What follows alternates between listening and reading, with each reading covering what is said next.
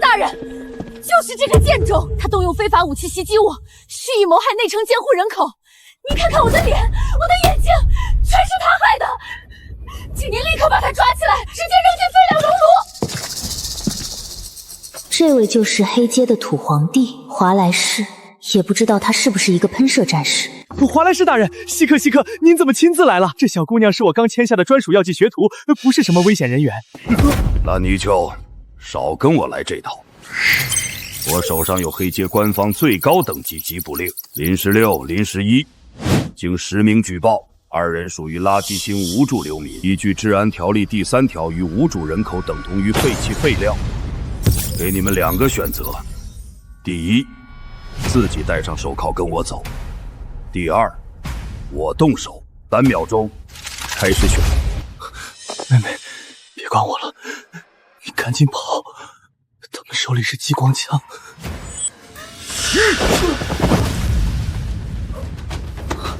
臭瘸子，把性命交出来！父亲，那是给妹妹买药的钱，妹妹被辐射污染，快撑不住了。晦气！垃圾星的贱种配合什么药？我现在就把这死丫头卖去内城当试药奴！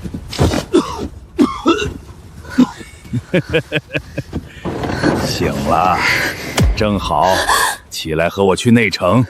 我是他的第16个孩子，因为在垃圾星，孩子就是资源，联邦会给有孩子的家庭补助，一个孩子1个月100星币，直到18岁。果然，不管哪个时代，都是越穷生的越多。不过这具身体毒素积得太深，必须先清毒，否则活不过今晚。那是辣辣草，这个世界居然也有草药。哭什么哭？老陈家的古方药是断在你手里，你对得起祖宗吗？现在都是科学时代了，谁还信这些草根树皮啊？万物皆可入药，记住了，不管是毒草还是仙草，你摸清了它们的烈性和反差，连路边的野草都能救命。给我背，今天背不完不许吃饭。百叶草性辛微毒，配伍辣辣草可解寒性。背全。辣辣草是什么性？配比是多少？辣辣草性热燥烈，百叶草1钱配辣辣草3分，中和后药效可提升10倍。爷爷，祖宗显灵了，你拿戒指追着我打，逼我背的草根，今天真能救命。妹妹，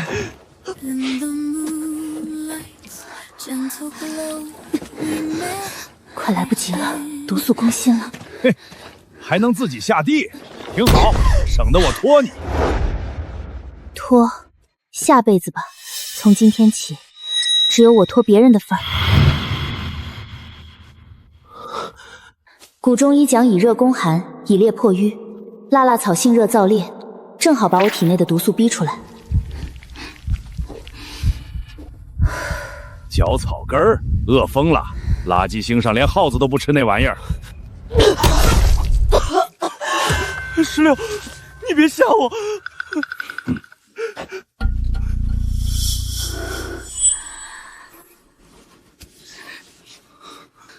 有用，毒血逼出来5成，命暂时保住了。爷爷要是看见我生啃草药，怕是又要拿戒尺抽我，骂我暴殄天物。还没死，行吧，跟我走。内城那边催得紧，今晚交货。交货？卖我？不然呢？你以为我养你这么小图什么？哼，你一个赔钱货能换20支针灸，算你最后有点用了。养？从出生到现在，给过这具身体1口饭吗？全是临时一翻垃圾堆捡来的残渣养大的。不行，内城试药奴没一个活得超过3个月，她是你亲女儿啊！亲女儿？垃圾星上亲爹亲娘换酒喝的多了去了，你再拦，我把你另一条腿也打断。我不去。不去？你他妈活腻了！我没活腻，但你最好离我远点。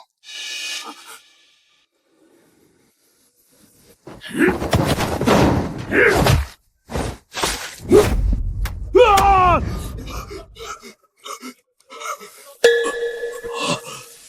什么东西？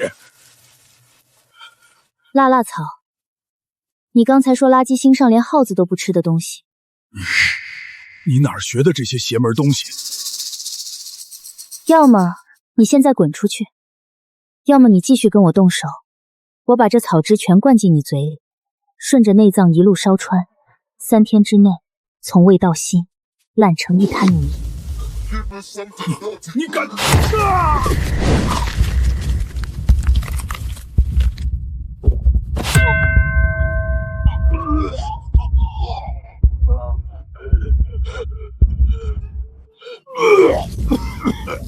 畜生想要，畜生得到，还想活命的话就快滚吧。现在是不是已经觉得胃里像是一团火在烧？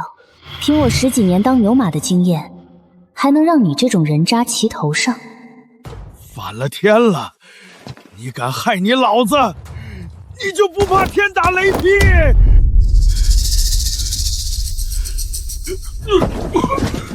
天打雷劈，我连死都经历过了，还怕这个？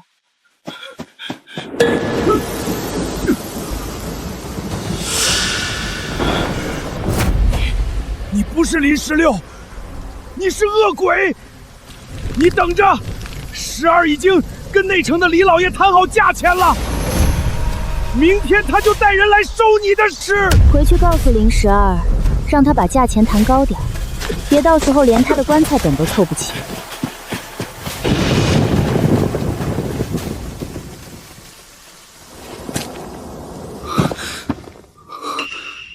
妹妹，你太冲动了。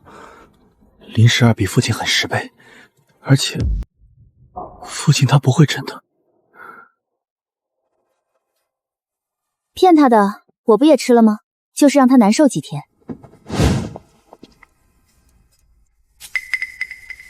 9叶对生边缘锯齿，辛辣中带麻，这是百叶草。爷爷说百叶草在现代灭绝了，在这垃圾星上居然随手一抓就是一把。16，你笑什么？你没事吧？爷爷，我再也不说你让我背的是草根树皮了，它就是星际最强外挂，我就是星际未来的绝命毒师。哥，走，咱们出去捡钱啦。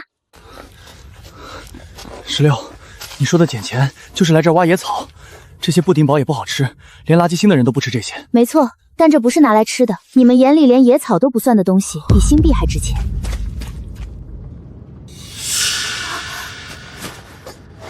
紫之红血藤，居然连这个都有。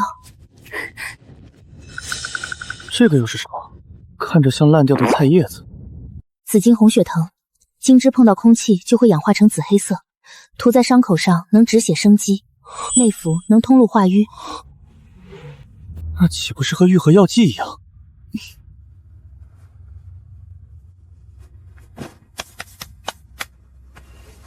所以我说了，这里是一整座药库，只是他们不认识，看见了也当杂草踩过去。爷爷要是知道这里遍地都是他当年翻烂古书都找不到的药材，怕是棺材板都要压不住了。16，那个带白花的呢？有没有用？哥，你长本事了，那是双纹草，碾碎了敷在伤口上，可以快速消炎。我就是看你都找有白纹的。16，这些东西真的能卖钱吗？光卖原材料确实值不了太多，但如果我们把它加工成药呢？加工？怎么做？辣辣草驱寒排毒，百叶草中和烈性，两样按3比1配在一起，晒干碾粉就能去寒毒。内城里那些在辐射区干活的工人，哪个没有被寒毒折磨的？哟，小废物，听说你把父亲给打了，能耐了啊？少废话，内城的老爷看上你了，把这份监护人变更合同签了，按个指纹，大姐带你去内城享福。享福？我看是按斤把我卖了吧。大姐这么好心，内城真的能顿顿吃肉，不用天天在垃圾堆里讨生活，那我可得好好看看合同。妹妹不能签，进去做活体实验的人根本没有活下来的。闭嘴！你个臭瘸子懂什么？我是在救他，在这等死也是死，去内城还能换回一大笔新币。死丫头，今天你签也得签，不签也得签。林武那个老废物已经废了，现在这个家我说了算。还愣着干什么？把这臭瘸子给我按住！这死丫头给我抓住按指纹！放开16，让我去！大姐，你放过妹妹！大姐，你别生气嘛，哥哥年纪小不懂事，我签就是了。不过我手太脏了，按指纹录不进去，让我擦擦手，行吗？快点，别耍花样，搞快些！李老爷的飞艇已经在等着了。签你个大头鬼呀！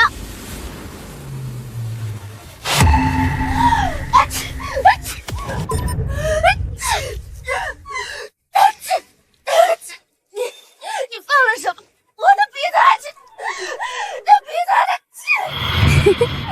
林武同款，不过他内服，你外用，正好你俩凑一对，给我试药，好好享受。给我收拾这个小贱人，蠢货！哦对，忘了还有你们。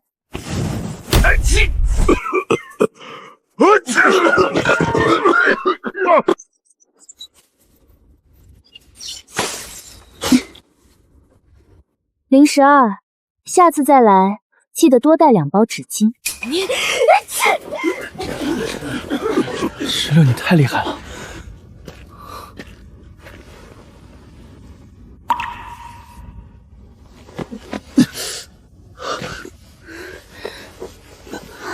哥，你这腿……没事，真的没事。16，哥习惯了，一点都不疼。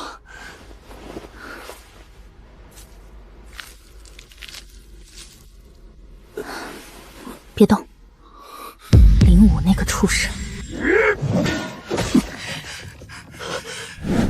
哥，你放心，我一定会把你治好的。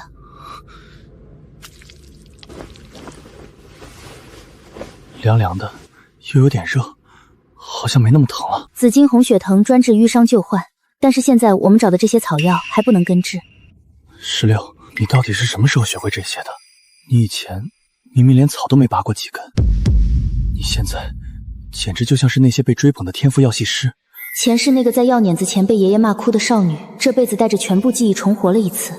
这件事我能跟谁说？做梦梦到的。梦里有个白胡子老头拿戒尺追着我打，说背不完不让我吃饭。你这小丫头，做梦都这么辛苦。哥，012回去缓过劲来，还会再来。那怎么办？明天我们去找蓝医生。蓝医生，他是黑街最黑心的人。哥，要想真正在这破地方立住脚，要在这垃圾星上活下去，就得站到05、012企及不到的高度。不仅要活，还要活成别人绕着我们走的那种活法。从见蓝医生开始，从明天开始。妹妹，蓝医生真的会帮我们吗？黑街的人都说他以前是内城的医生，后来不知道犯了什么事被赶出来了，现在专坑底层人。他要是不帮我们，我就让他变成黑街最大的冤大头。什么意思？这片是辣草，你今天已经见识过它的效果了。一片叶子就能让人失控打喷嚏，打到脱力。你还要用它来对付蓝医生？不，这片是我在垃圾堆另一头捡到的。你认识它叫什么吗？好像叫臭乳果。内城的营养液里偶尔会加一点，说是能增强口感，但野生的一碰就臭，根本没人要。臭乳果性寒微苦，单独用是废物，但它有一个特性，如果把它跟辣草按1:3的比例混合，再经过高温烘烤，它会中和辣草的烈性，变成一种温和的，能让身体快速吸收能量的东西。所以呢？所以蓝医生想要的是什么？能让他赚大钱的药。我们手里有配方，他有门路，这叫资源互补。到了。哥，你信不信待会儿我们出来的时候，蓝医生得求着跟我们合作。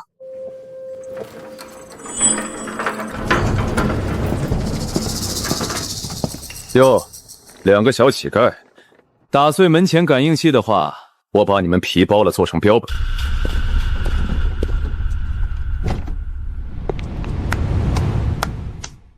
蓝医生，我今天是来跟你谈生意的。谈生意？小丫头片子，你知道在黑街谈生意的规矩吗？掷腿加办2个黑木鞭马，一口价500星币。妹妹，要不算了，我们走吧。我这腿没事的。这什么玩意儿？烂草！你拿这个抵500星币？蓝医生，我问你一个问题，你手里那管低级创伤恢复剂用了多少冷凝草？你一个小乞丐，连光脑都没有，懂什么药剂？标准配比是冷凝草7分，愈合台3分，但你那管的颜色偏冷，冷凝草起码放到了9分，寒性郁结。你这玩意儿喝下去连伤口都愈合不了，只能当安慰剂用。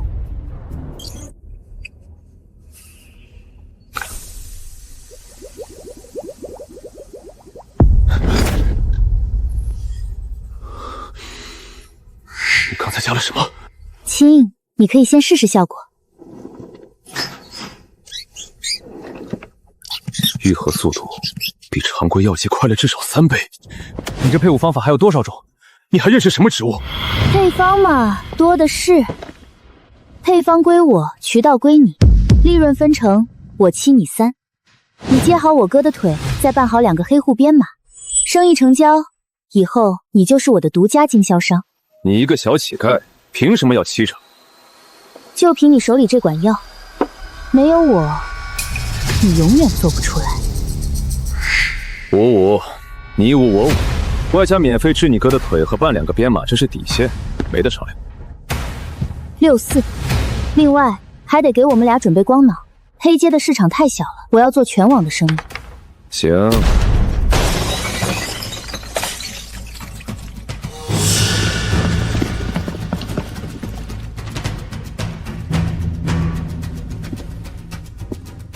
华莱士大人，就是这个贱种，他动用非法武器袭击我，蓄意谋害内城监护人口。您看看我的脸，我的眼睛，全是他害的。请您立刻把他抓起来，直接扔进废料熔炉。这位就是黑街的土皇帝华莱士，也不知道他是不是一个喷射战士。华莱士大人，稀客，您怎么亲自来了？这小姑娘是我刚签下的专属药剂学徒，不是什么危险人员。蓝泥鳅，少跟我来这套。我手上有黑街官方最高等级缉捕令，林16、林11，经实名举报，2人属于垃圾星无主流民，依据治安条例第3条，与无主人口等同于废弃废料。给你们2个选择：第一，自己戴上手铐跟我走；第二，我动手，3秒钟，开始选。妹妹，别管我了，你赶紧跑，他们手里是激光枪。好，跑哪儿去？在华莱士大人的地盘，黑街上下他说了算。华莱士大人，您消消气，没必要跟2个孩子置气。我这边后续盈利分成，再给您上浮半成，咱各退一步，和气成财。半成分成，蓝泥鳅，你这点零碎收入也配拿来打发我？小丫头，别跟我耍小聪明。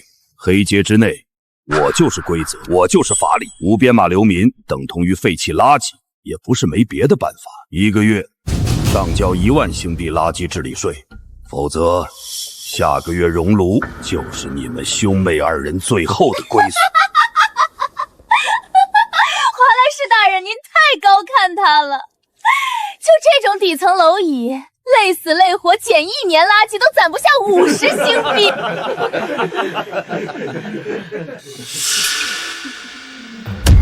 你笑什么？被吓傻了？一言为定。16，那可是1万星币，我们连100星币都没见过。小祖宗，你闭嘴！你知道1万星币是什么概念吗？我1个月也就坑蒙拐骗7、8千，你这是自己往熔炉里跳！1万星币！华莱士大人，您听听，他居然答应了。他怕是连万字怎么写都不知道吧？你确定？当然。你知不知道？16，你别逞强，我们俩就是死也凑不出1万。大姐，求你放过小梅，我跟你走。哥，信我，我答应的事就一定做到。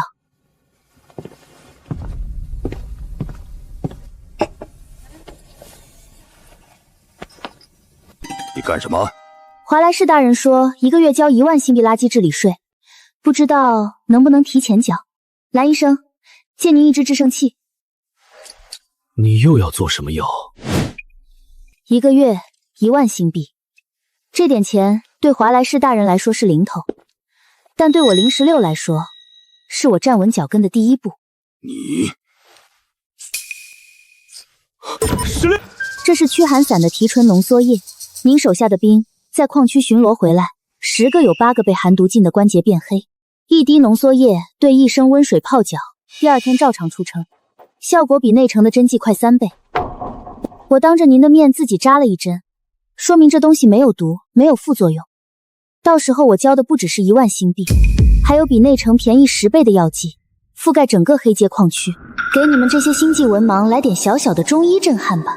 真有效果。大人，别听他妖言惑众，他是个没有编码的黑户。上层查下来，华莱士大人，算笔账。在垃圾星，你辛辛苦苦去刮搜那些连饭都吃不饱的流民，1个月能捞到几个油水？大人要不要拿着半管回去试一下？用得好，下个月矿区巡逻队的药费能省下1大半，省下来的新币不就是您自己的？大人，别被这个小贱人骗了！什么驱寒散，就是垃圾堆里扒拉出来的野草烂根。他连内城的学都没上过，他能配出什么药？整个垃圾星都没有1个天赋药剂师。大人，杀了我也不过是少了1个流民，等待1个月对你并没有什么损失，不是吗？好一个伶牙俐齿的死丫头，有种！走。大人，您不能就这么放过他呀，他就是个黑户。蠢货，滚！再敢出现在我面前，连你一块扔熔炉。1个月后，我要看到1万星币和你说的药剂少一样，熔炉见。16，你的手，你真的打进去了。浓缩驱寒散对人无害，但我刚才没说全，持续1小时的心跳150，可不太好受。你简直是个疯子！你真的有把握？1瓶驱寒散成本为0，卖10新币走量，1个工人治寒毒1天1瓶，1个人就是30新币。黑阶矿区辐射工人有多少？哪怕只做其中100个人的生意，蓝医生，您帮我算算，1个月赚不赚得回1万？成交。少废话，赶紧把我哥的腿给我治好。放心，绝对用店里最顶级的军工级合金夹板，内城淘汰下来，但黑阶用足够了。16，你没事吧？没事，先给我哥手术，心跳的事儿一会儿就过去了，腿的事儿等不了。星际时代的药剂学太死板了，只知道用高科技仪器野蛮萃取。但爷爷说过，万物皆有灵，经络才是根本。星际人所谓的残疾，很多时候其实是辐射导致的经络坏死，极可能接上骨头，但接不上气血。接骨很成功，骨缝对得准，夹板也固定的牢固，但是什么？黑阶的辐射太重了，空气中、地下水里到处都是低量辐射，没有高级营养舱持续修复，他这腿以后撑死能站起来，想灵活走路难，最多3年，骨骼会再次退化。那是你的常规医学。你干什么？那些草药没有经过灭菌处理，会引起感染的。你在做什么？这些野蛮的按压会让他2次骨折的！快停下！11，是不是很疼？我马上给你打止痛针。不是疼，热，好热，一股热流从妹妹按过的地方顺着我的骨头缝钻进去了，居然有知觉了，我能感觉到里面的骨头在发烫。经络丰则百病消，机械接骨只是治标，打通经络才能治本。我好像有点不是很懂医学了。别愣着了，草药给我揉起来，今天睡地板，明天当老板。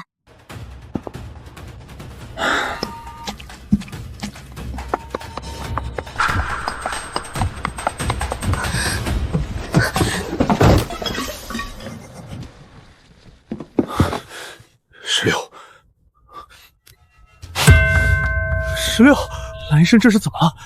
该不会刚刚他注射驱寒散有什么问题？对劲，身体发热，好像是要觉醒异能了。低烧不退，这是觉醒异能的正常现象，熬过去就好了。异能觉醒最多持续5天，然后身体就会恢复正常。什么？居然能觉醒异能？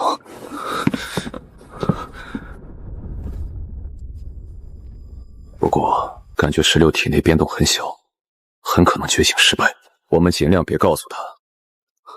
像垃圾星这种偏远地区的孩子，在知道自己要觉醒异能的时候，都会兴奋过度，导致身体由低高烧变成了高烧。挺过来还好，大不了就觉醒失败。没挺过来的都烧傻了，还得去定制药剂把脑子抢救回来。啊，16该不会烧傻吧？没到那程度，他之所以会发烧，是精神长期紧绷、骤然放松导致的。这大概诱发了他的异能觉醒，但他的身体太弱了，似乎受不住。那我是不是也能这样觉醒异能？现在联邦对于异能觉醒的条件还在研究中，大多数人都是自然而然的觉醒的，不需要诱因，没有规律。就算是父母都有异能，生下来的孩子也不一定能觉醒异能。每个人觉醒的诱因都不一样。别叹气啊，异能觉醒这事本来就不常见，能觉醒异能的连1/1000都不到，而且不是每个异能都有用。我就见过不少鸡肋的。啊，还有没用的异能啊？比如呢？以后你也会见到的。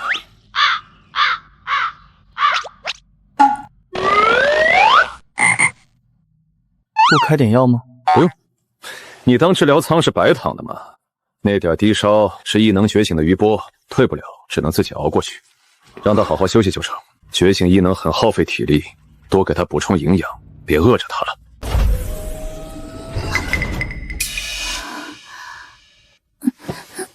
妹妹，你醒了？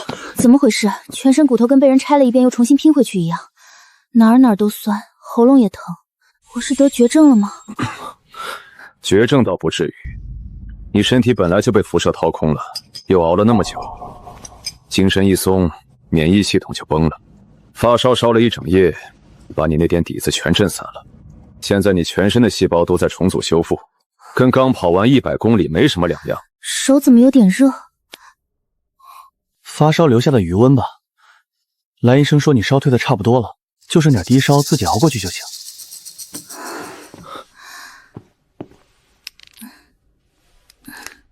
这不就是被人按在地上打了3天3夜，再扔进酸雨里泡了一整晚的感觉吗？放心，这种反应一般2、3天就过去了。不过这阵子你别乱动，身体底子太薄了，乱来容易把自己搞伤。多休息，多吃点有营养的。我怎么感觉亏了呢？上辈子熬夜加班，好歹还能拿个全勤奖。这辈子烧了一晚上，就得了套全身酸痛大礼包。蓝医生，这好歹是星际时代，连个发烧都还治不好，你这治疗舱是不是该更新一下型号了？治疗舱没毛病，是你自己这配置需要升级。浑身酸的不对劲，掌心发烫也不正常。我摔进治疗舱之前那阵头晕，也不像普通的发烧。这2个人肯定有事瞒着我。算了，他们不说是他们的事，等我自己弄明白再说。这3天你就好好休息。你等等，我给你弄点吃的来。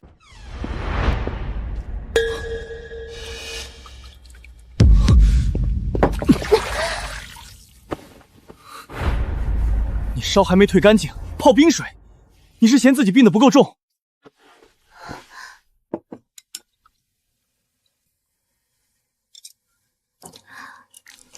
吃吧，吃了东西，病才好得快。苦的。我特意去星光镇那家排长队的铺子买的，路上还尝过一口，怎么可能是苦的？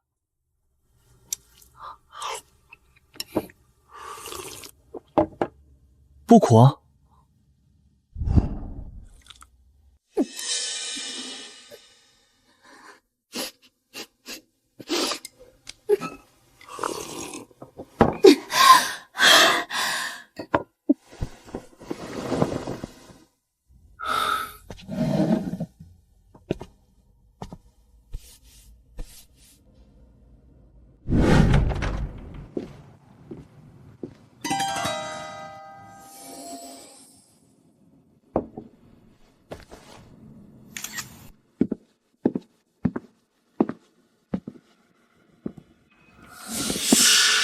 你进来的时候，这本书就在了。没有，我送饭的时候还没有，就刚才我上来的时候，它就在那儿了。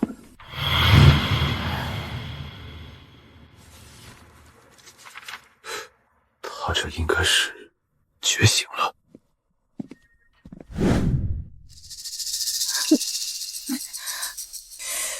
好饿，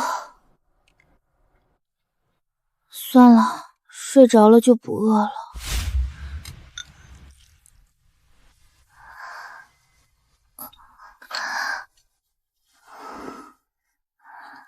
别动了，我喂你。我真不是得了什么不能治的绝症吗？告诉我吧，我能受得住。林武应该没那稀缺基因。我们家的人大多是被人打死的，放心吧，饿不死你。我真是谢谢你们了。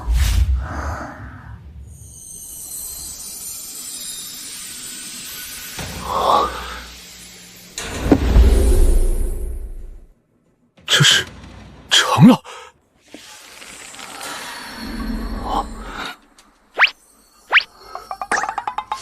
这东西刚才是不是白了我一眼？白了，白眼珠绿瞳孔，还带翻的。烧退了。这书还不知道什么情况，先别碰，让他自己带着。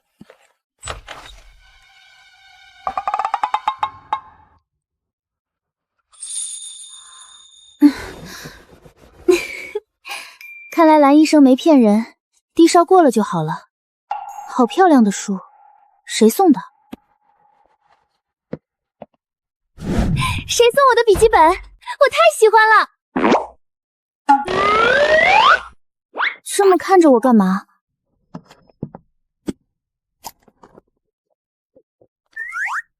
你没有什么特殊的感觉吗？你好好感觉感觉。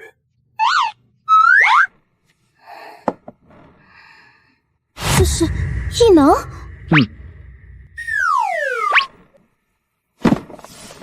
你这什么反应？他骂我。骂你？骂你什么？傻叉。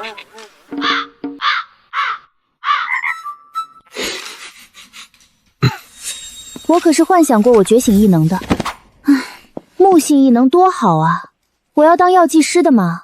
要是觉醒了木性异能，催生草药什么的，多省事儿。谁知道来了个会骂人的书。能觉醒就不错了。联邦数据统计，10000个人里都不一定有1个能觉醒异能的。你这个虽然特殊了点，但特殊的不一定没用。也是有异能就不错了，哪能事事都如意？而且它确实还挺好看的。所以你这异能叫什么？有什么用？你闭上眼应该能感觉到。叫碧落。碧落？什么异能？不是异能叫碧落，是这本书叫碧落。那异能名呢？没有，就只给了一个反馈，叫碧落。那你这异能到底有什么用？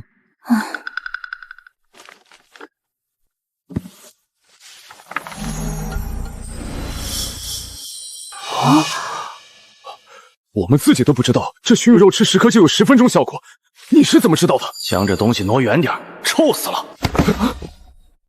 蓝医生，你再往后退2步。碧落现在不太想让你看他。一本书还有脾气？为什么熏兔肉能有那个效果？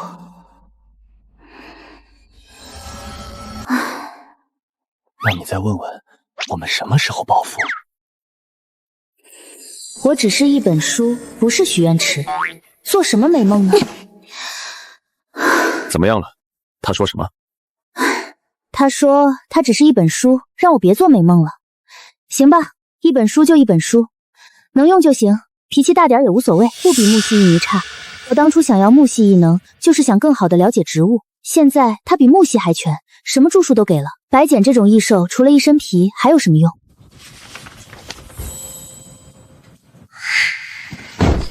？16，没事，异能使用过度，体力跟不上了，让他睡一觉就好。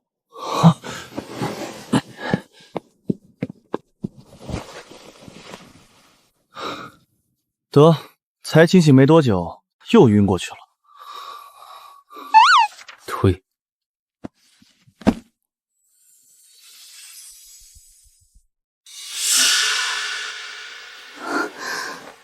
我睡了多久？16，你感觉怎么样？不长，3个小时。刚才谁让你上来就敢问3问4的？异能这东西不是这么用的。体力和精神力跟不上还敢强撑，不晕你晕谁？书呢？你晕过去之后，它自己变透明消失了。放心，能出现第1次就能出现第2次。你那异能不是丢了，是关机了。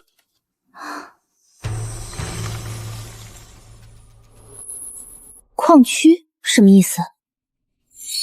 还想不想暴富了？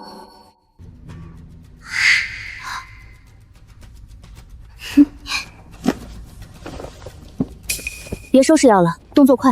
去矿区卖药已经耽误好几天了。行行，你是老板，你说去就去。但你要是晕在路上，我可不背你。知道了，知道了，催命鬼。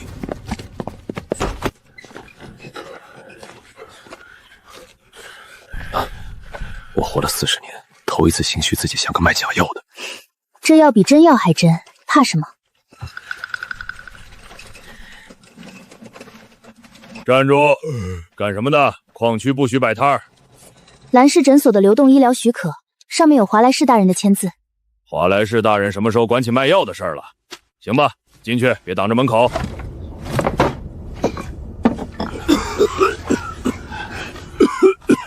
你们这儿卖什么？驱寒散红血膏，专门治辐射寒毒和关节旧伤。我这胳膊，内城医院说要3000星币换人工关节，你们这破摊子能治？哼，听见没？内城医院3000星币的活，这路边摊3包药粉就能治。我爷爷那辈儿就在矿区干活，前后见过100多个卖药骗子，台词都一模一样。你们知道内城真正的药剂师什么价吗？配1瓶药起步500星币，还得提前3个月预约。哼，就是说，大型星球上才有正规药剂师，个个都是千金难求。咱这垃圾星上什么时候也出药剂师了？我还说我是星际总元帅呢。3包驱寒散，1包兑1升热水泡胳膊，每天1次。3天后您再来找我们，感觉无效，我退您双倍。多少钱？1包10星币。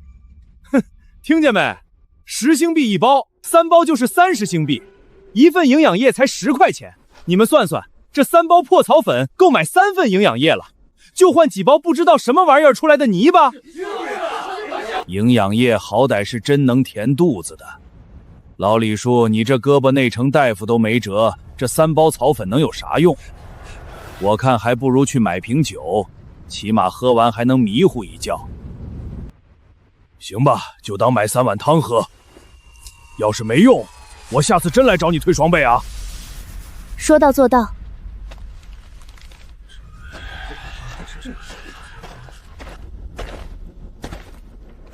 也给我包3包。你也是寒毒？包就是了，问那么多。就卖出去2个人，其他人都是在看热闹。照这个速度，咱们连罐子的本钱都回不来。我还是传闻中黑街的黑心医生吗？小丫头，你这药……我这胳膊昨天试了1次，居然昨晚没有痛得睡不着觉。你还有多少？我全要。真的假的？老李，你昨天还说要锯胳膊，锯个屁！今天就没那么疼了，你们自己看。真的假的？给我来5包！我腿疼了3年。我来帮忙包药。16，你太厉害了，昨天1个人都不信，今天挤都挤不过来，这才1天。这只是开始，但光靠摆摊还是有限，没有华莱士，还有012。我们得让自己强大起来，才能不怕任何威胁。16，我们准备的药粉已经卖空了。各位，今天的药已经售罄，没有买到的不要急，我们明天还会再来。这才卖多少啊？下次多带些。哎，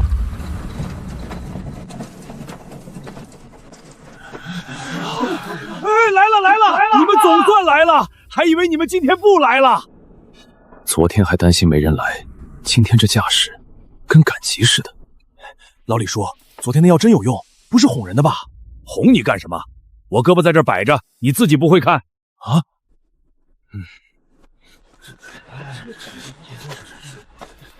等等，你们这药有问题。你这药我泡了2次，胳膊该疼还是疼，跟泡热水没区别。这位兄弟，药效因人而异，有的人吸收慢一点也是正常的。3天1个疗程，你们无效退双倍。我只用2次，没有一点效果。今天不退，明天是不是该说5天无效才退了？真的假的？老李叔不是好了吗？不好说啊，老李叔是老李叔，万一就他管用呢？咱们买了要是没用，30星币不就打水漂了？怎么，怕我拿了钱就跑，还是怕你的药被人当众拆穿？你泡了2次，具体怎么泡的？一包到盆里，加热水，泡了20分钟。水温热？多热？你问这么多什么意思？驱寒散的用法，我昨天说的清清楚楚。1包兑1升热水，注意是热水。你的胳膊皮肤没有发红发烫，说明水温不够高。你没用热水，用了温水，对吧？无效退双倍，是我说的，绝不赖账。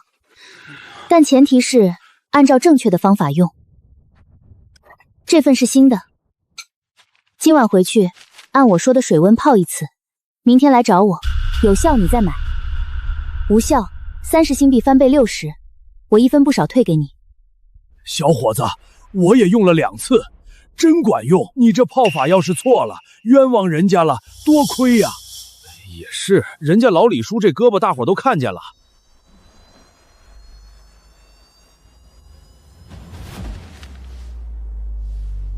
行，就按你说的再试1次，明天要是见效，我多买10包。你要是能把我这胳膊上的旧伤也治了，我以后跟你干。我欠，我要5包。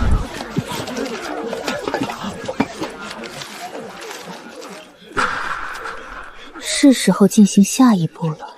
这才3天，3天快3000了，满打满算还不到1周，华莱士那1万星币的税稳了。我活了10几年，从来没有见过这么多钱。以前翻1个月的垃圾，加起来都不够桌上这一把的零头。明天咱们再早点去，赶在矿工上工之前就把摊支起来。今天还有好几人没买到，保准一上午就卖光。不，明天我们不去了。不去？什么意思？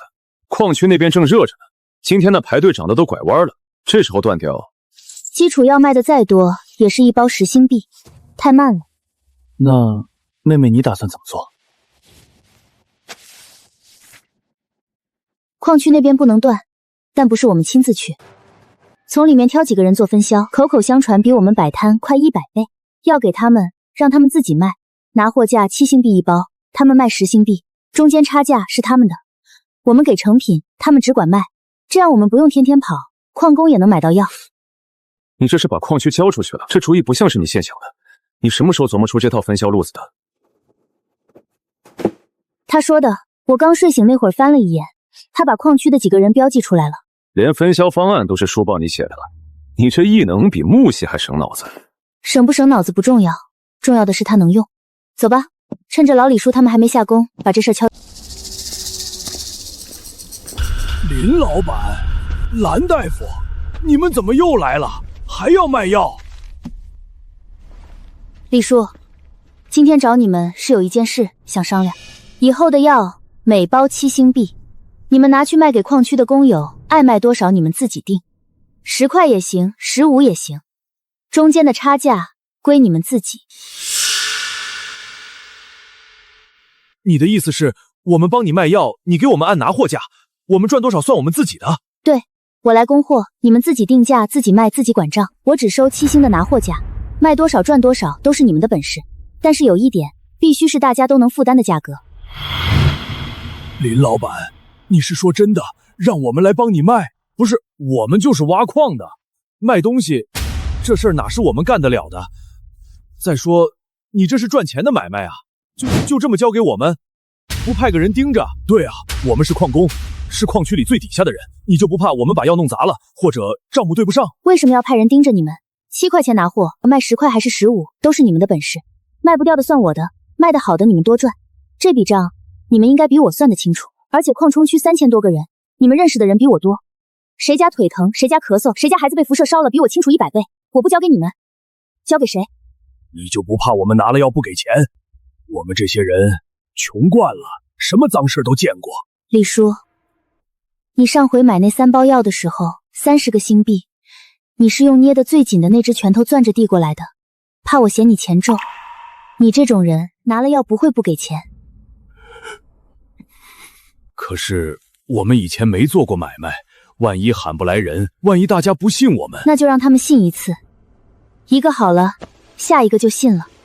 老李叔的胳膊，你们不都是亲眼看着他消的肿吗？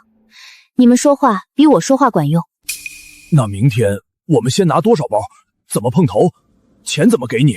你们每天来这个地址拿药，你们拿多少签多少，钱给我，货给你们，你们自己决定怎么分怎么卖。行。对了，要是你们卖的好了，想拉谁进来一起卖，你们自己定，你们几个商量就行，不用来问我。林老板，跟我们以前见过的人都不太一样。矿区的钱只是垫脚石，目的是让他们有药可医，能从辐射寒毒里缓过来，不是为了搜刮他们。他们的钱我不打算赚，要赚就赚有钱人的钱，内城的、隔壁星系的，甚至全星系的。换一种玩法，直播。直播？这很少有药剂师大张旗鼓的在公众面前露面，他们都是被保护起来的金疙瘩。一个断腿的哥哥，一个黑街诊所的医生，一堆从垃圾星上采回来的野草。全星域的人没见过这个，他们看惯了内城那些穿白大褂拿仪器的药剂师，没见过有人从垃圾堆里翻出草来揉吧揉吧就能治病的。矿区的分销系统搭起来之后，我们就从体力劳动里解放了。到时候我负责配药讲解，全星系的人隔着光幕看。一瓶药成本和现在一样，挂上去的标价就不一样了。在现代，流量就是提款机；在星际，流量还是保命符。把我让你收集的折耳根、香菜、大蒜和辣辣炒搬过来。这头烂草，味道又腥又臭，都管这叫重度辐射变异杂草。你确定这玩意儿能入口？别没赚到星币，先把人毒死。越是被人嫌弃的东西，越藏着被忽略的价值。今天我就让这帮星际人见识一下什么叫做药膳。哥，坐这儿。今天你就是咱们第1位明星主播。16，我该说什么？我手往哪儿放？不用说话，吃。吃。家人们，欢迎来到药膳坊。今天卖纯天然无污染的星际古法药膳。我们的口号是吃最臭的草，做最亮的仔。你们面前的这堆东西，你们管它叫重度辐射变异杂草。垃圾星上遍地都是，闻着腥，嚼着冲，长得丑。今天我哥现场试吃，还能当场觉醒精神力。哥，拼一把，信我，这是我这几天熬夜实验出来的，疏通你体内的残留辐射。我什么时候害过你？你还有多少我不知道的惊吓？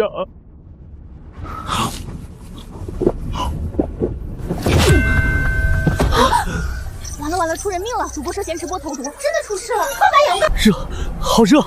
我的精神力，我能感受到四周的空气波纹了，好像有什么东西在流动。我操 ！F 级11原本是个毫无资质的废人，吃了一碗杂草，竟然觉醒了精神力，这他妈不科学！家人们，辣辣草药膳限量100份，不要9999，只要388，抢到就是赚到，手快有，手慢无。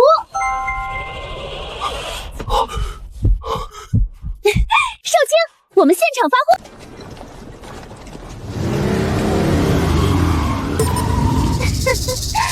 这不是我的好妹妹吗？林12，你敢动妹妹一下试试？少跟我在这装神弄鬼。林16，听说这几天你在矿区赚了不少，你这回又来上门送人头，少废话，动手，把这贱种的手脚给我剁了！别以为华莱士大人真的会对你一个流人感兴趣。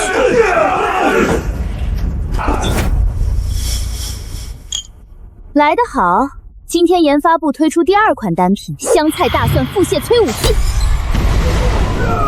肚子，我的肚子在打雷，不行了，不对劲儿，我都快腰不脚不听使唤了，怎么回事？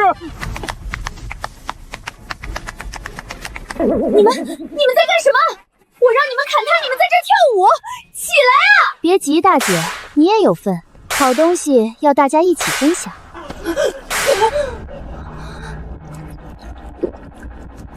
你给我喝了什么？放开我！救命啊！我的肚子，我的脚不听使唤了！林石榴，我要杀了你！林石榴，你这个贱人，给我解药！我要杀了你！杀了你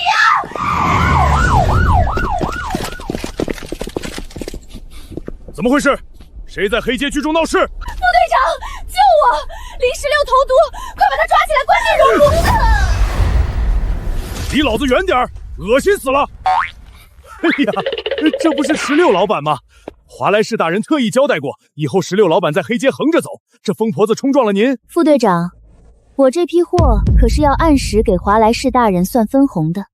这位女士严重阻碍了我们的物流进度，严重危害黑街公共安全。来人，把这个疯耙子直接流放到外围辐射区去！不，你们不能这么对我！林石榴，你不得好死！效率不错。下个月的分红，我会跟华莱士大人提一举你的绩效。谢谢16老板，祝您财源广进。哟，这么早，药卖完了？卖完了，昨天拿的70包，一上午就没了。后来好多人没买到，让我们今天多带点儿。李叔，你自己那胳膊呢？早就不疼了，半夜能睡整觉了。你让我卖药的时候，我想最多能帮几个工友缓解一下，结果我这胳膊好了一大截，卖药都更有底气了。我昨天卖了23包，赚了69，比我上工赚的还多。我老婆说我是不是去抢了？我卖了31派，有几个工棚的人一听说老李叔好了，直接整包整包的拿。现在我走到哪儿都有人喊我药哥。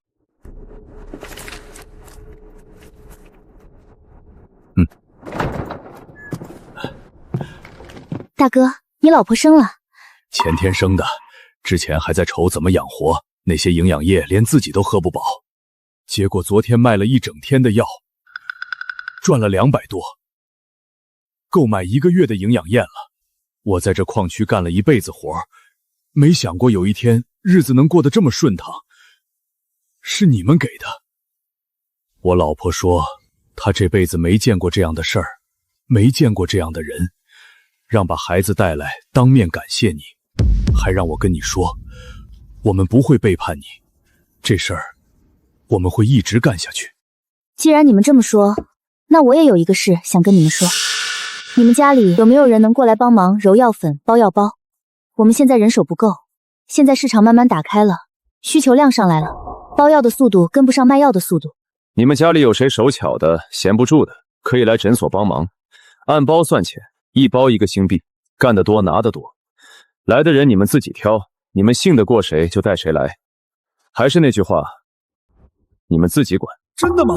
我兄弟的老婆、孩子、老母亲都在家闲着，一个比一个手巧。明天我把人带来，10个够不够？先来15个人，试试看。林老板，你上回说的话我一直记着，明天我们把人带来，你放心，这事儿不会出岔子。你把他们拉进来，不只是为了包药吧？他们信我，我不能只让他们卖药。授人以鱼，不如授人以渔。他们要是出了事，矿区3000多人就断了药，我不可能天天盯着矿区。所以最好的办法就是让他们的日子越过越好。日子好了，他们自己就会守住这份活计。你才多大就想这么多事，会老得快。日子过好了，谁都不想回去过苦日子。我是这样，相信他们也是如此。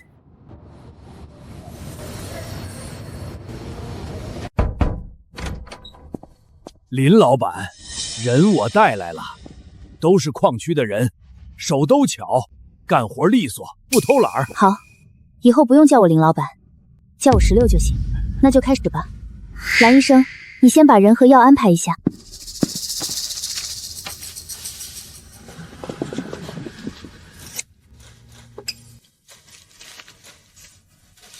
这个人的手很稳，以前在矿区食堂做过帮工，干过包东西的活。让他负责教其他人，他怎么包，别人就怎么包。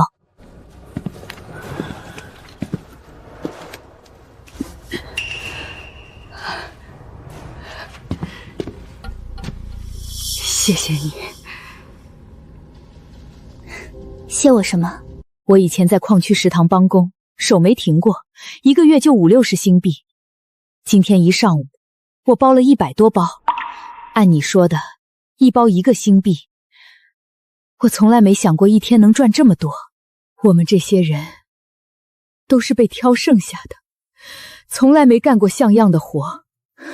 你手稳包得快，这活适合你，只要你想干，就一直有活干。今天的活干完了，总共包了1400多包，每个人的数都在上面。今天辛苦了，钱按包结算。蓝医生在桌上放了信封，上面写着你们各自的名字和数量，走的时候自己拿。明天还是这个时间，这个位置。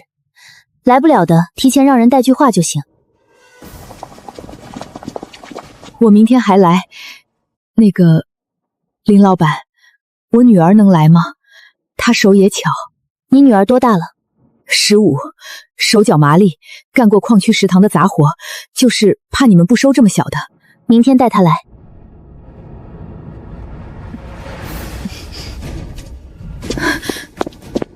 明天还需要2桶药粉，蓝医生，晚上你帮我一起配。知道了。这才几天，诊所就装不下这么多人了。再这么下去，得把店儿扩一扩了。今天直播了3个小时，接了437个订单，每单5包，2000多包药。我们这几天连配带包的总量还不够今天订单的零头，更别说还有药膳的订单要做。这下我们是真暴富了。2000多包，今天诊所里15个人包了一整天，才1400，这还不算，明天可能更多。你今晚在直播间说明天发货，你知道明天要发多少吗？2000包，就算我们加班加点，至少需要再添10个人。老李叔他们那些矿工家属还能再叫来人吗？他们上午来的时候我问过了，矿区那边能用的、手巧的、愿意来的几乎都来了。剩下的不是年纪太大，就是家里离不开人，矿区的人手不够。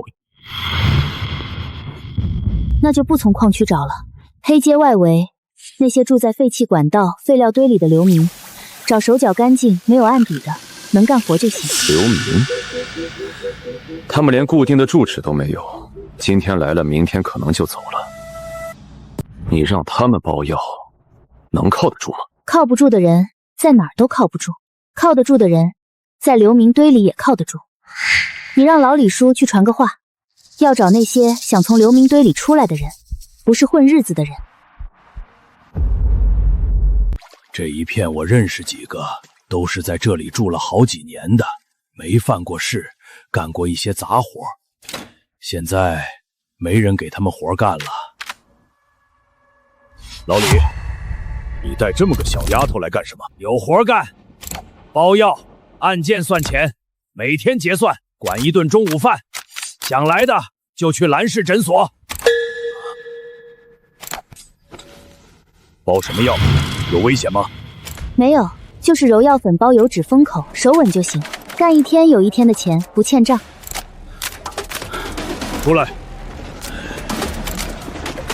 想来的就跟我走，不想来的不勉强。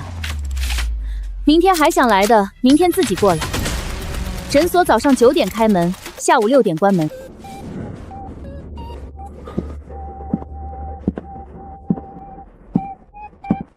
大家动作都快点儿，香菜的根部要保留2厘米。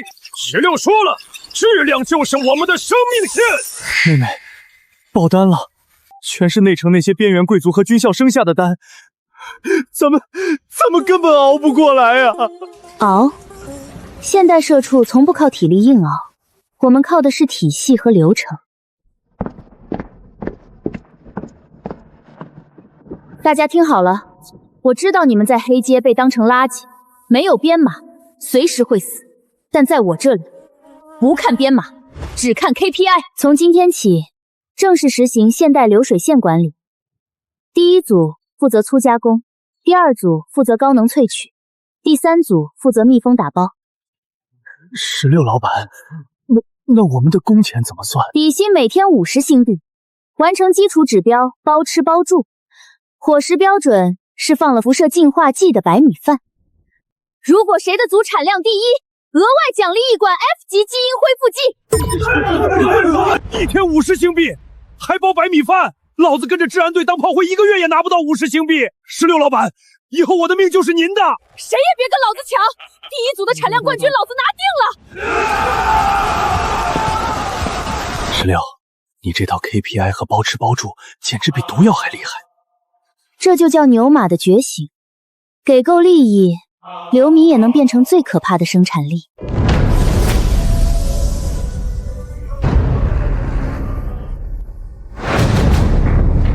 你就是那个在垃圾星哗众取宠，用有毒杂草冒充药剂的黑户丫头。你哪位？哪个部门的？没预约就强行连线，懂不懂职场礼貌？内城理事财阀首席药剂顾问，帝国3级药剂教授德里克，底层贱民，无知至极。你那些所谓的药膳，完全是毫无科学依据的慢性毒药。你这是在对整个星际进行学术诈骗。根据帝国药剂学第1定律，凡是未经过微米级离子分离的野生植物，皆含有致命的辐射杂质。你这种野蛮的熬煮，无异于公开投毒。德里克教授是吧？你们内城专家开会前都不做行业调研吗？上来就扣大帽子。放肆！满口胡言的底层贱民，老夫今天就让你死得心服口服。这是一只处于中度基因崩溃边缘的异变鼠，它的体内辐射指数高达400%。按照你的说法，你的杂草汤能治病，老夫现在就当着全网200万观众的面，把你的垃圾药铲给它灌下去。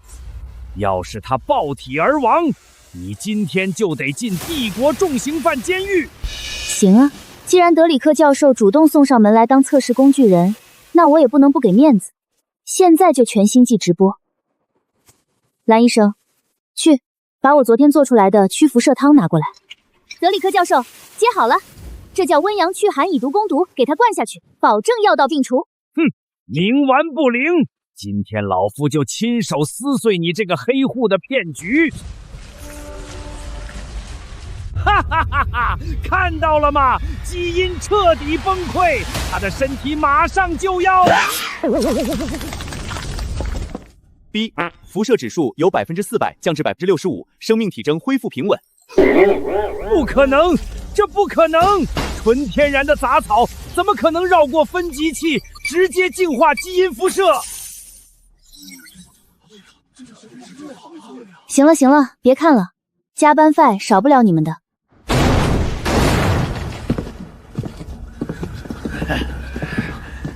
林16，1个月的时间到了，老子来收你的垃圾治理税了。1个月前我给你定的是1万星币，记得吧？少1个子儿，今天你和你哥哥、这位医生，还有你这间作坊里的所有人都得给我去熔炉里加个温。那边最近温度正好，不冷不热，刚好够把骨头烧成灰。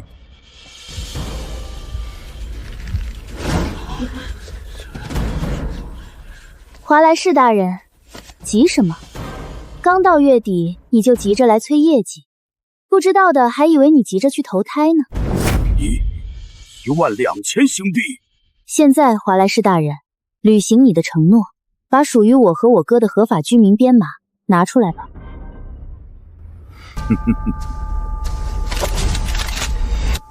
你想黑吃黑？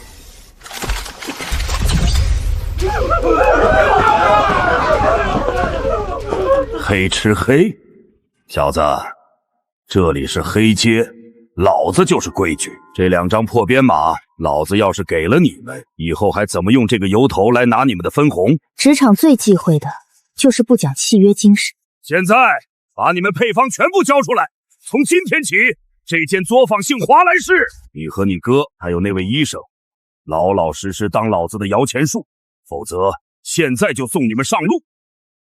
内城李氏财阀的走私飞艇已经对接过了吧？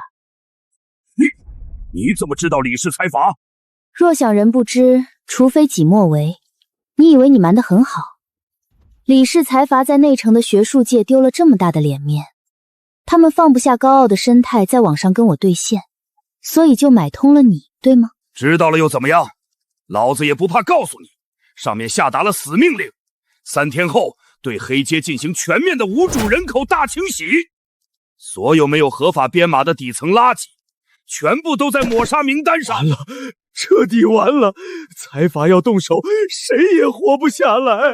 林16，交出配方，老子说不定还能大发慈悲，把你们塞进运尸车，这是你们唯一的活路。活路？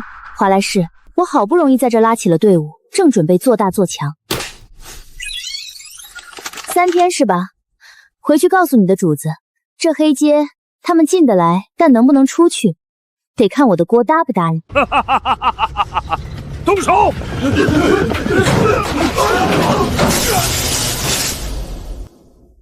林16，既然你敬酒不吃吃罚酒，那从现在起，这地方断水断电。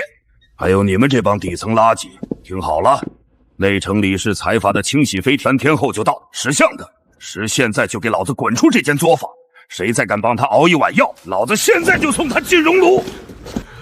内城财阀的大清洗，完了，我们横竖都是死！不干了，16老板对不住了，钱再多也得有命花呀！16人都要跑光了，断水断电，3天后非停压境，我们拿什么跟他们拼啊？跑什么跑？出去了也是在辐射区等死！妹妹让你们饿过1天肚子没？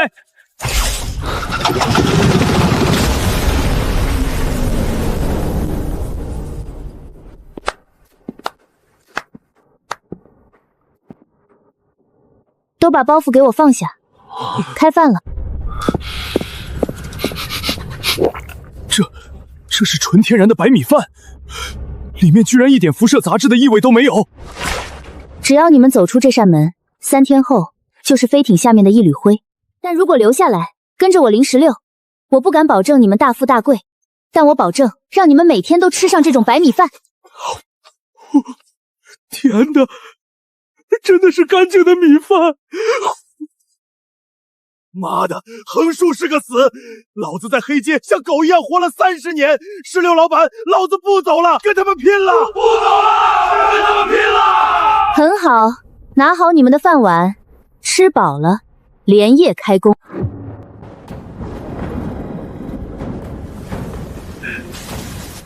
特大强酸雨是特大强酸雨，快躲起来啊！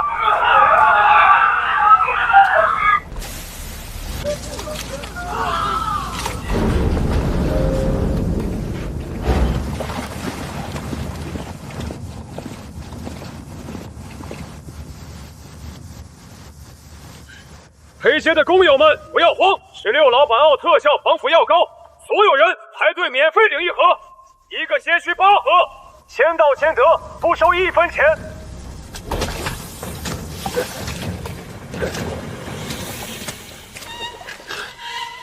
免费？在这垃圾星上，怎么可能有人免费送药？我活了20年没见过。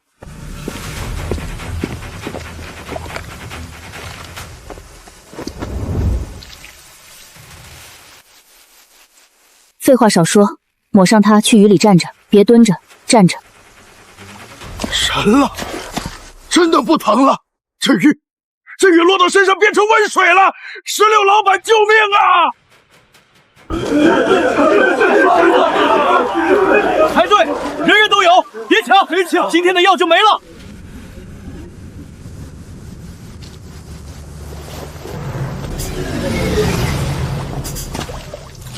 住手！通通住手！华莱士大人有令，黑街所有物资进行暂时管制。这车药膏，治安队没收了，谁都不准动。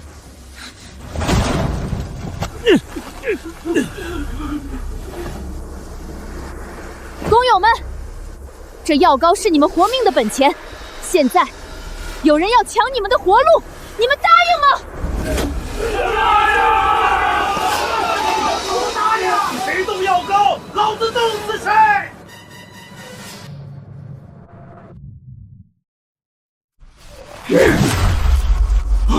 反了！你们这帮贱民造反吗？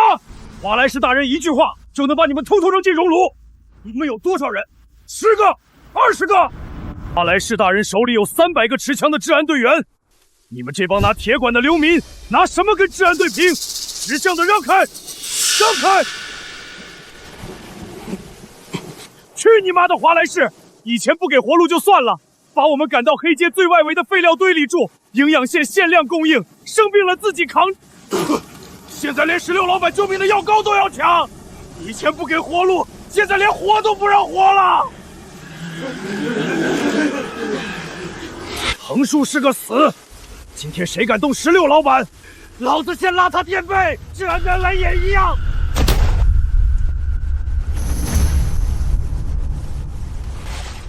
呼叫总部，呼叫华莱斯大人，第7街区发生流民暴动，请求重火力支援，请求。我说过，别动我妹妹。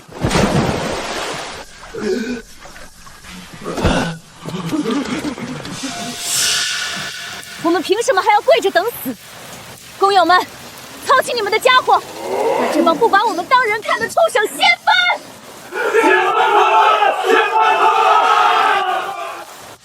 从今天起，黑街第1底层工会牛马帮正式成立，我就是帮主。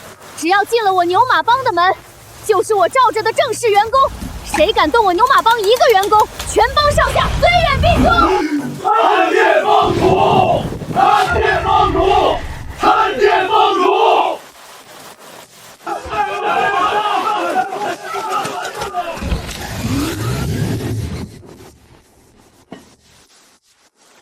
继续发，发完为止，排好队。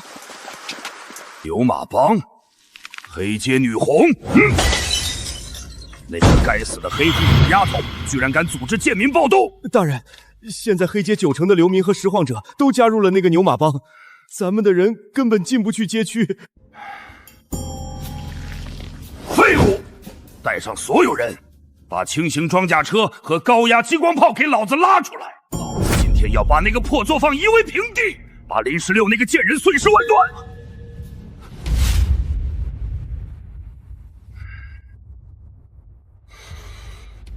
林16，再不投降，老子把这条街彻底轰成废墟！人呢？都吓跑了？华莱士大人，欢迎来到牛马帮的第1防线。今天研发部给你们准备了新产品——超级加倍折耳根大蒜恶臭烟雾弹。工友们，放毒！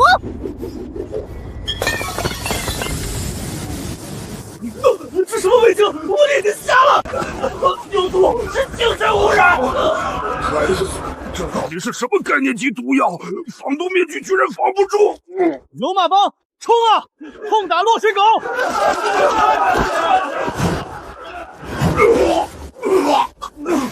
撤退！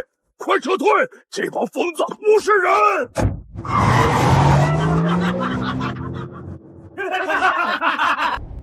妹妹，物资和武器都清点完了，咱们牛马帮现在有23000人，但几乎都是没打过仗的流民，能用的激光枪只有42支，撑不了2轮交战。何止是武器不够，那乘李氏财阀的清洗飞艇带着是正规重怪机甲队，一炮就能毁掉半条街区。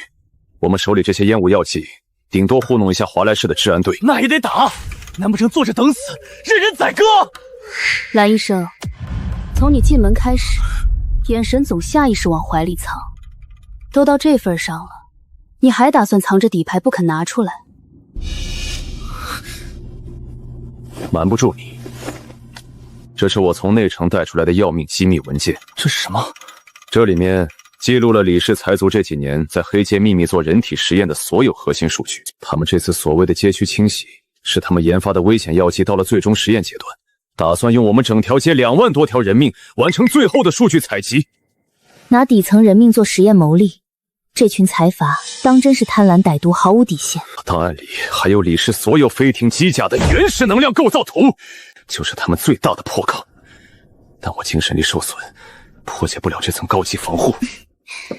没关系啊，我帮你把伤治好不就好了？恢复？16，你别开玩笑了，我的精神力根基彻底毁了，星际医学铁律，精神力源破碎，这辈子都是废人，再也修复不了。你以前可是内城的医师，好好的精神力怎么会废了？我曾经是李氏财阀的首席药剂师。5年前，他们逼我研发一种基因崩解剂，要我亲手把药剂注射到500个从黑街骗来的孤儿身上。我偷了实验档案逃跑，以为能跑掉，结果华莱士半路截住我，碎了我的精神力根基，而我丢在黑街，让我像条野狗一样自生自灭。这5年，我连最低级的药剂都凝聚不出来，就是个废物。哭够了！内城那些靠仪器行医的庸医，根本不懂真正的调理根治之法。星际人认定的绝症，在我眼里不算什么。你这就是辐射侵体、经络淤阻、气血阻脏导致的根基受损。经络、气血，这些词我从来没听过。哥，去车间，把废旧机械臂的高导电钨丝拆出来，磨9根2寸长的细尖针，快点！16，你别乱来。虽然我精神力受损，但我还能活。有我在，没人能带走你的命。爷爷逼我苦学10年的针灸医术，在这不懂法医术的废坦星际，今日正好让世人开开眼界。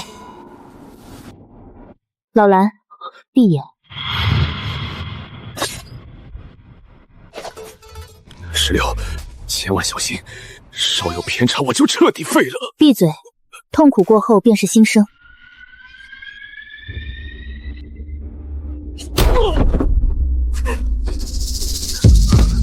妹妹，老兰怎么不动了？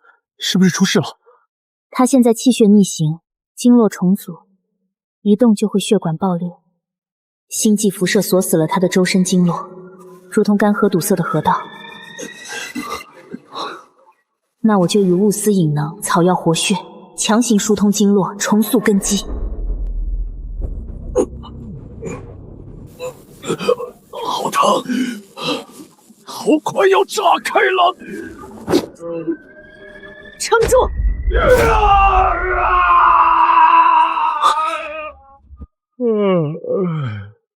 这破班什么时候是个头？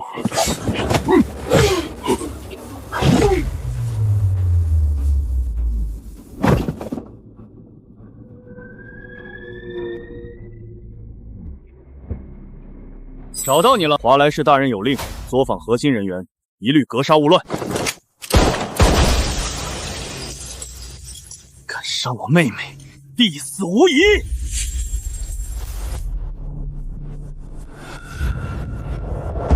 最后一针，通脉还阳，破！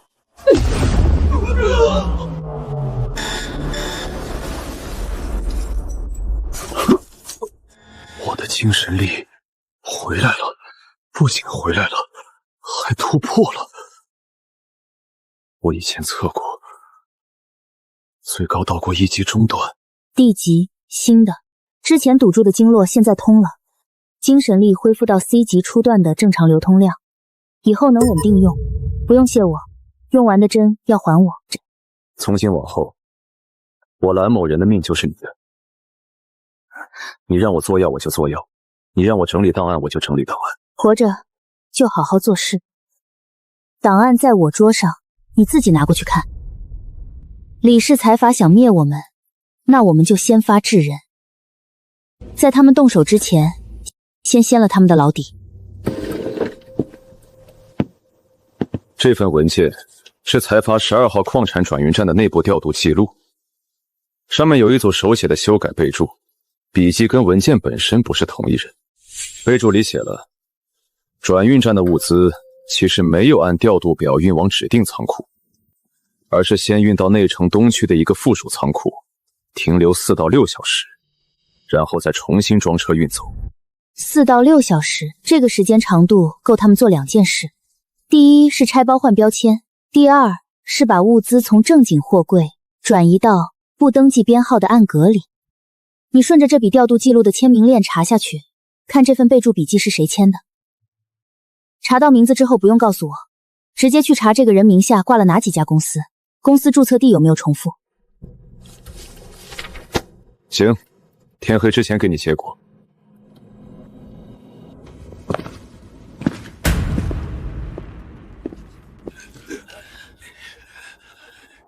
外面那批人走了，但估计还会再来。来就来，下次来的时候，他们已经不是治安队精锐了，是李氏财阀的搬运工。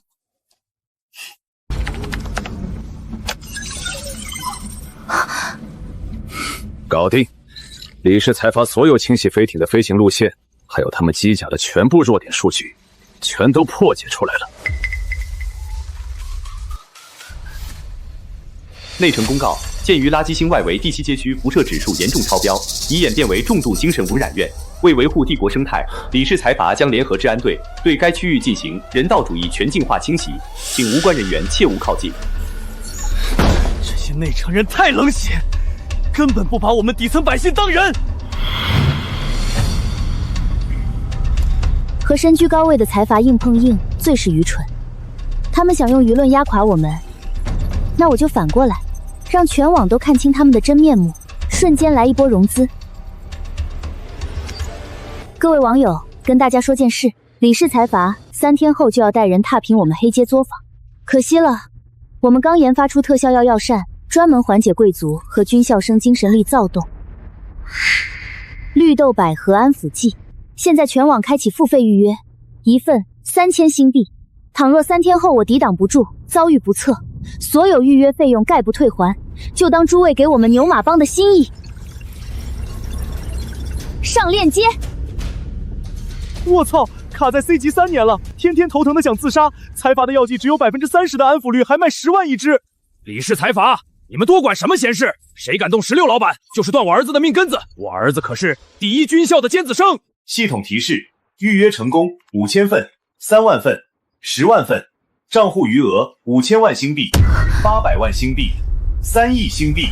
李氏的清洗舆论彻底没人信了，全网都在举报施压。11，拿着这3亿新币走黑市渠道，把所有高能电磁炸弹、顶级合金装甲全部买空。老蓝，把破译好的飞艇航线、机甲弱点下发给帮里所有人。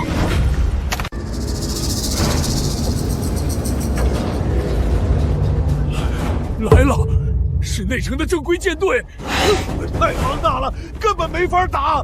他们一炮就能把整条街炸成废墟。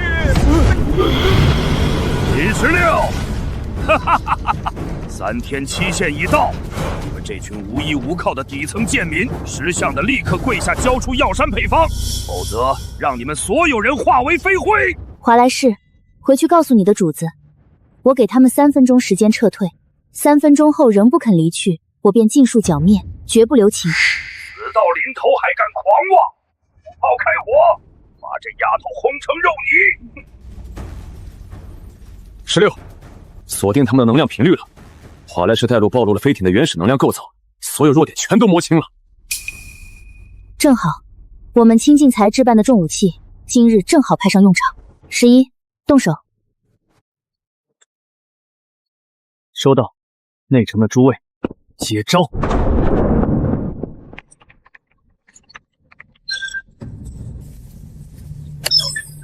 第一组能量武器已经进入热状态，散热模块正在加载，瞄准模块对焦完成度73%，还需要大约50秒。47秒的反潜窗格周期内，我们有7秒的射击窗口。拴在店里来，如果不能在第3秒前锁定目标，后续能量流动会重新扩散，再等下一轮窗口需要47秒。47秒一轮，我们有2次机会。如果第一次打偏，第2次必须在同样的窗口内补射。武器本身已经做过预校准，只要你在前2次窗口期内给出准确定位信号，命中不需要2次调整。信号通道我已经预留出来了。如果你第2次开火需要重定位，通道会在第34秒自动切换一次备用频段，不会占用主通道的传输带关。下一轮窗口在18秒后到达。第一次射击窗口，从到达后的第1秒到第6秒都可以开火。命中接缝位置不需要等待能量流峰值到来，只要在窗口期内命中即可。我准备好了，你在窗口到达前2秒给我一个提示信号。到达前3秒会有一个短促的提示音，到达前1秒会有重复提示音。开火窗口内我会保持静默，直到窗口关闭或者你命中目标。窗口到，命中，弹道落点于散热槽第3格与第4格之间，偏差在2厘米以内。当前输出功率已降至初始值的37%，预计还在持续下降。第一次命中之后，对方还有没有可能重新启动备用能量回路？如果他们选择悬停启动应急冷却，我们会有一个大约90秒到120秒的固定射击窗口，期间飞艇无法移动。那就不急着打第2发，等他们自己选择是继续用主回路低功率运行，还是悬停开启备用。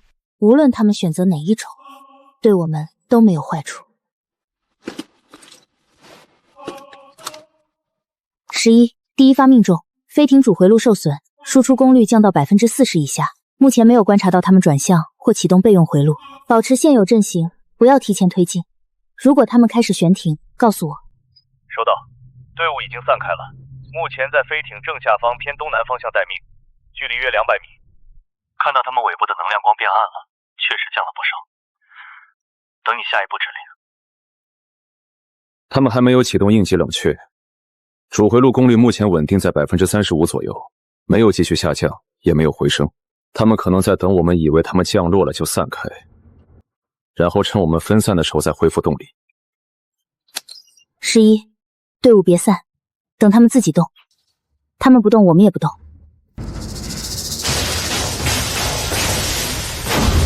不好！遭遇超强电磁脉冲袭击，动力系子防御护盾全灭，飞艇失控了！炸了！飞艇炸了！16老板万岁！牛马帮万岁！100亿级的财阀飞艇，1秒钟就没了，这不可能，这绝对不可能！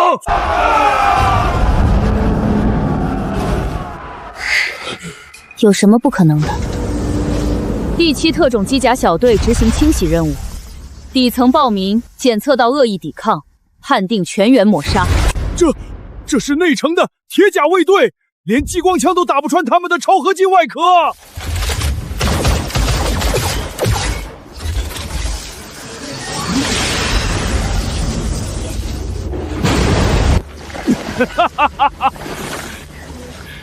林16，看清楚了吗？这就是财阀的绝对实力！你们那点垃圾军火，在超合金面前就是个笑话！今天你们通通都要死！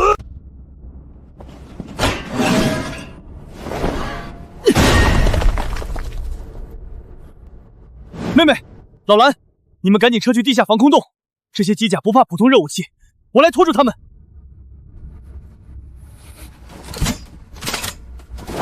11，退后。所谓的超合金机甲，说白了就是没经过千锤百炼、结构不稳的破铁疙瘩。林16，蓝医生，把昨天调配好的腐蚀药液全部倒进水箱，所有人准备开闸放水。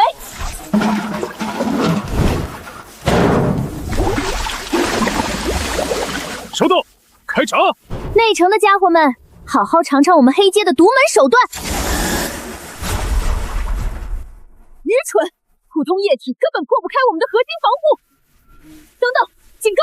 外壳正在被未知强酸溶解。我的机甲外壳融化了，动力管线全断了，彻底没防御了。这到底是什么东西？没见过吧？这就是专门克制你们机甲的独门腐蚀法子。11，别愣着，收拾他们！该死，动力核心受损，所有人启动反应堆超载。既然灭不掉他们，就把整条街全部炸平，同归于尽。16，糟了，他们要核能自爆，一旦爆炸，大半个黑街，咱们的作坊全都保不住。炸，全都炸死！林16，你本事再大，今天也得跟我陪葬。11，接住，赶紧补力！妹妹，这是什么东西？强效补气汤药，喝下去把那个快要过载的机甲给我徒手撕碎！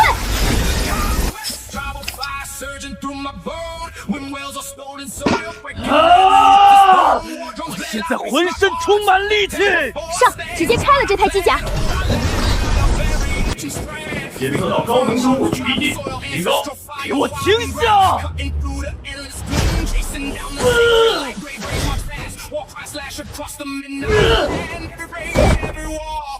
怪物！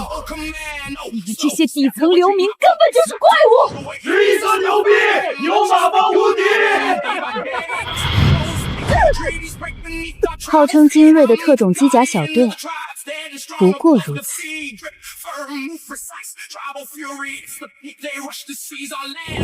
华莱士，你的靠山已经没了，现在我们该好好算一算旧账。想跑，把命留下！不用追，让这些残破机甲回去，正好让李氏亲眼看看他们惨败的下场。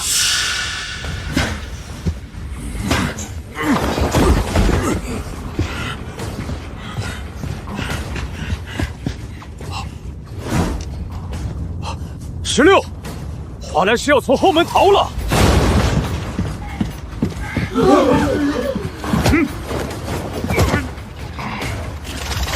全都别动！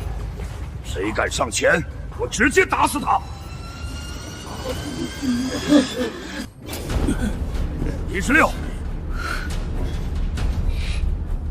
拿普通人当挡箭牌，你也太卑鄙无耻了！马上给我准备一艘满能量的悬浮飞艇，大不了同归于尽。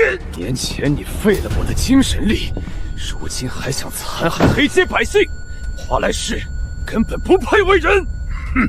会后给我跪下，不然我真开枪！你的枪蓄能还要半秒，在你扣下扳机的瞬间，我有上百种方法让你死无全身。你不妨试试，是你的手快，还是我的手段快？老子杀了你这个贱人！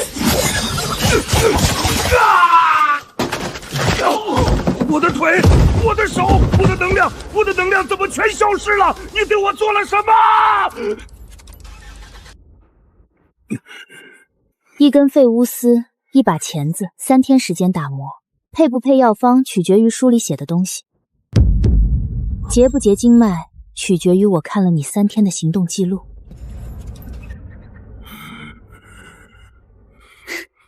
你走路时右脚落地比左转重半拍，说明你右膝以前的旧伤影响了发力方式。右肩的护甲有一道新划痕，不是战场上留下的，是你在办公室门框上蹭出来的，说明你习惯用右肩顶门，而且最近经常进出同一个地方。手腕处的老甲位置不对，不在虎口，在掌根，说明你握枪的方式是后3指发力，10指虚扣。这种握法近战吃亏，一旦手腕被卡住就卸不了力。我看了你3天才选的落针位置，不是乱扎的。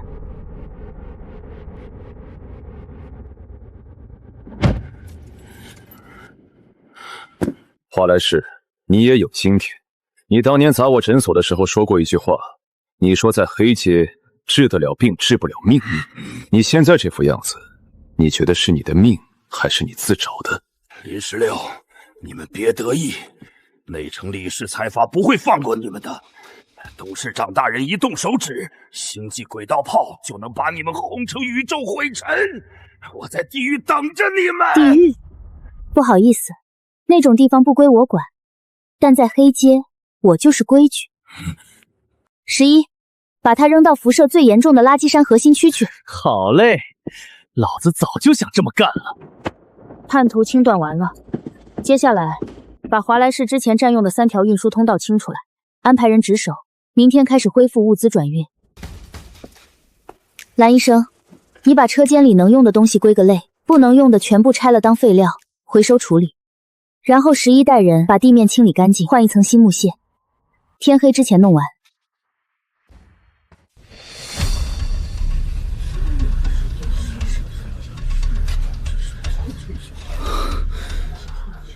16，这堆烂铁怎么处理？趁内城还没反应过来，拉去黑市卖了，能换不少营养蟹。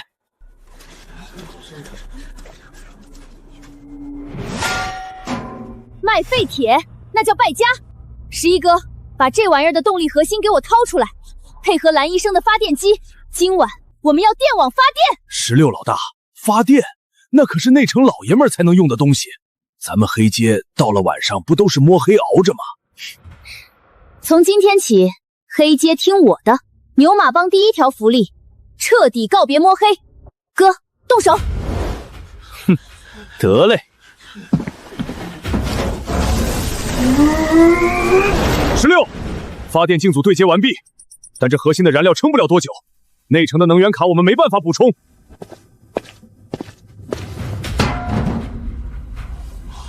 谁说要他们的能源卡？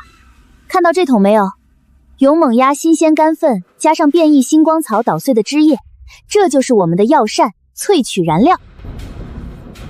鸟粪加杂草，这能发电？试试不就知道了。兄弟们，把燃料倒进去。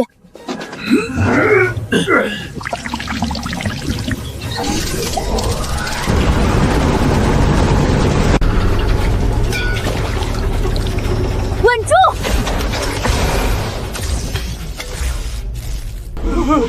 哭什么？以后天黑不用怕了，跟着我016，有灯照着，谁也别想把我们按在黑暗里。看见没？我妹妹牛逼不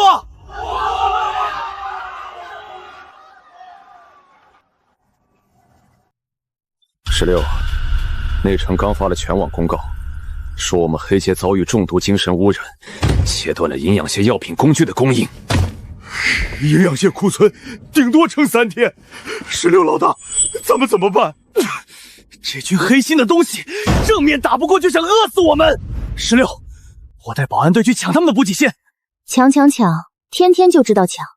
11哥，你现在是保安部高级 VP， 做事要讲合规性。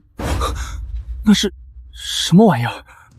通知下去，用净化过的污水大面积种植黑街特产的变异石菌，菌母晒干打碎，掺入净化过的星光草根干，做成废土菌菇饼，一饼顶1天，还附带抗辐射效果。精神力没有排斥反应。16，你这脑子到底怎么长的？这叫产业结构转型。来看看新出炉的员工手册。底薪30新币，计件工资5险1金，防辐射药膏和金银花拉茶。016，我是李氏财阀高级 HR 总监，董事长让我通知你，你们的封锁才刚刚开始。认清你的阶级底层流民，我现在给你一个过来当面谈判认罪的机会。谈判啊，行啊，总监大人，带上你的团队过来吧，我给你们准备了黑街特产职场真话折耳根汤，保证让你们不虚此行。16老大，今天的产量翻倍了！大家伙为了那碗白米饭，昨晚愣是没一个人睡觉。积极性很高，但质量不能松。菌菇根部有黑斑的不要混进去。放心，我都盯着呢。谁混黑斑进粉碎机，我扣他半天工。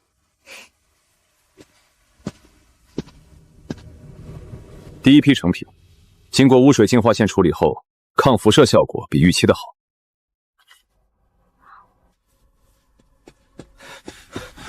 16，北边摸进来一队人，穿内城制服，带激光枪。领头的说，自己是奉 HR 总监的命，来实地评估谈判环境的。实地评估，那就是来踩点的。多少人？6个，武器装备精良。6个就来踩黑街，他们是不是对踩点这个词有什么误解？还有个事儿，他们现在已经被拦住了。被谁拦住了？你自己去看吧。就是你们想断我们的供，想耽误老子拿季度优秀员工奖，想抢老子的白米饭。疯了，这群流民都疯了。我们只是来侦查的。侦查？你踩坏了老子刚挑来的净化肥，这算重大生产事故，扣了老子的绩效，你赔得起吗？我说了吧，根本不用保安部动手。你是 HR 总监派来的，他对黑街的评估结论是什么？能不能打？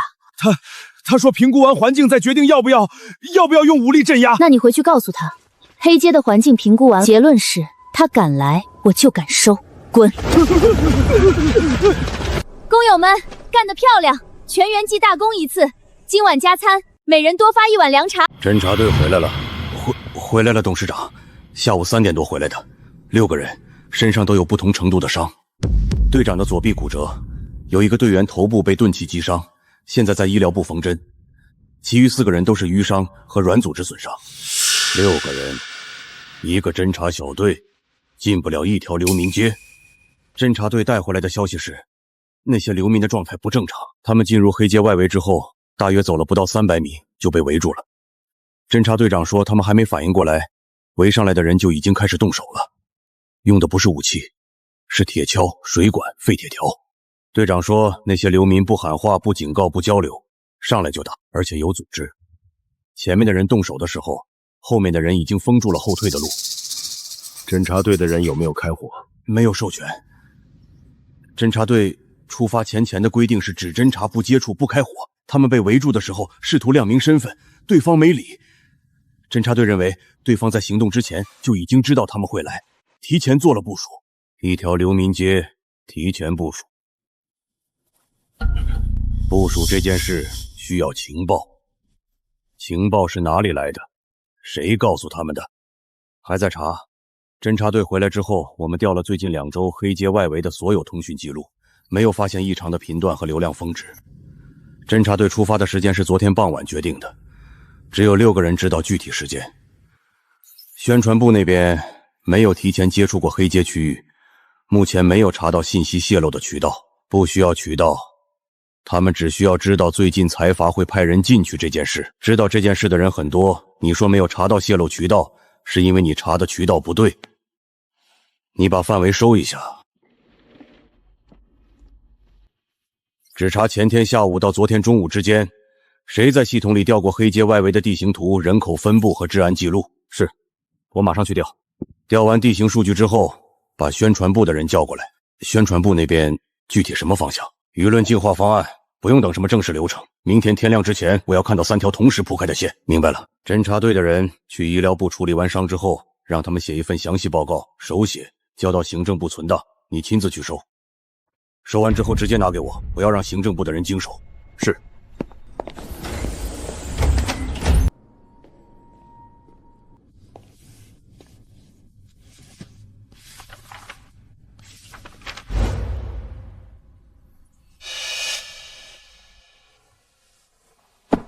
这本书是你借过的，你怎么知道？那一页的笔记跟你现在写的这道题的符号是一样的，你撕走了那一页。另外，你肩章上那个标识，药剂师分支的学员，在军校里不太常见。我撕的那页是错的，书上的配方比例标反了。你如果照着做，做出来的不是药粉，是催吐剂。你怎么知道是错的？因为我写的。这本书的作者是我姑妈。她写那本书的时候喝了太多酒，有一节完全写反了。我撕掉那一页是怕有人照着做把自己药死。你是关家的？关平，第一军校药剂师系3年级，平时课程是配药、战场急救和军需药剂调度。药剂师协会那张挂了3年的1级药剂师最低年龄资质争议提案，是你牵头写的？你看过那份提案？看过。结尾有一段话写的是年龄与资质之间不存在线性关联，不是药剂师协会的措辞风格。那句话是你写的。药剂学新单，你如果之后考药剂师，别按协会给的参考书籍看书，你按这个书单看，3个月能顶他们2年。你在军校读药剂师，毕业之后是直接进军队系统还是走协会路线？军队系统挂名，协会那边做记录审核，两边都走，所以我知道协会的存档流程和军队的调动节奏。你想改资质条款，这两边你都得摸清楚。你刚才说想改写那个资质条款，药剂师协会那一套东西是你姑妈那一代人定下来的，你想改，绕不开他们自己人。绕不开就正面走。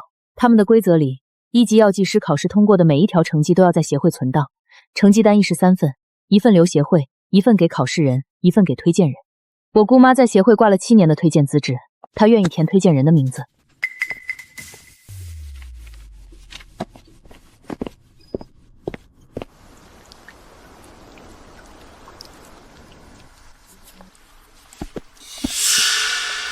第3排书架最顶上那格，从左边数第7本，塑封没拆的那本，看一眼再决定要不要买。关。那本书放了6年没人碰过，塑封都没拆，你确定要？要。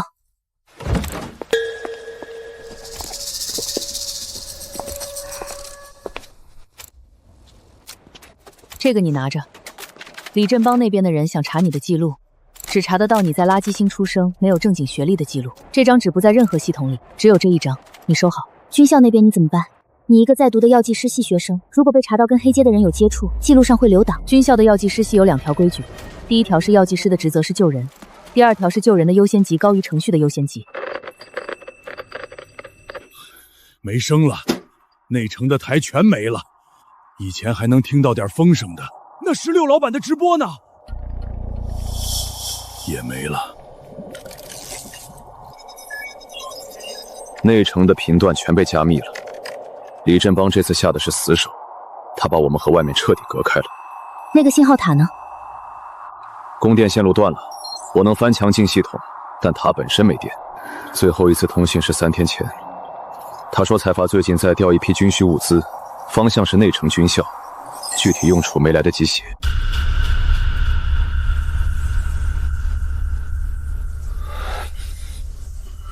16，蓝衣生这状态能行吗？我看他脸都憋绿了。频段对不上，李振邦换了加密层，能破吗？给我2分钟。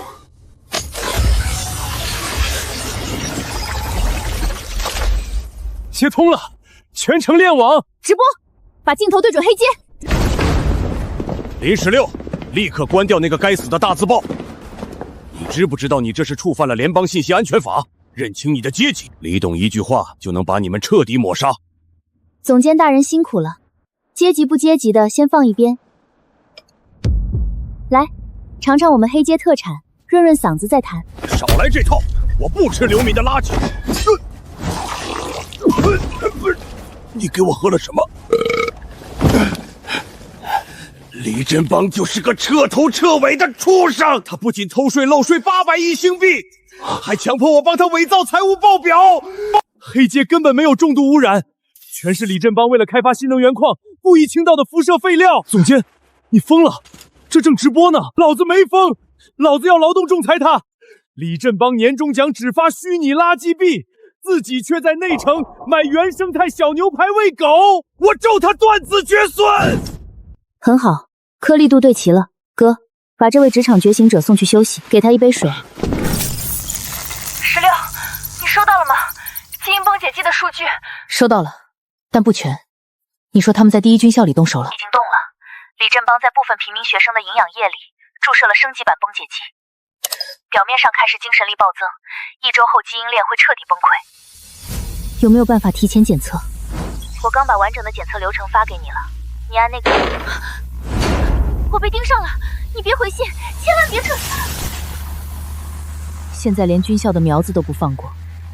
李正邦，你的福报快到了。16，赛博药山矩阵防御网闭环了，辐射垃圾当燃料，勇猛鸭粪当原动力，现在连内城派只苍蝇飞进来都得被刮一层油。16，我被盯上了，检测中心的加密档案我复制了一份，藏在旧面馆门口第3块砖下。关平，他说藏了东西在面馆，看来他在内城待不住了。关平冒死传出来的东西，不能让第2个人经手。你打算亲自去？我明天天亮就出发。16，内城现在到处都是你的通缉画像，虽然那画像画的不太像，但悬赏金额够让半条街的人盯着你。所以我穿这个去。你带这个去内城？习惯了，不带它我不会走路。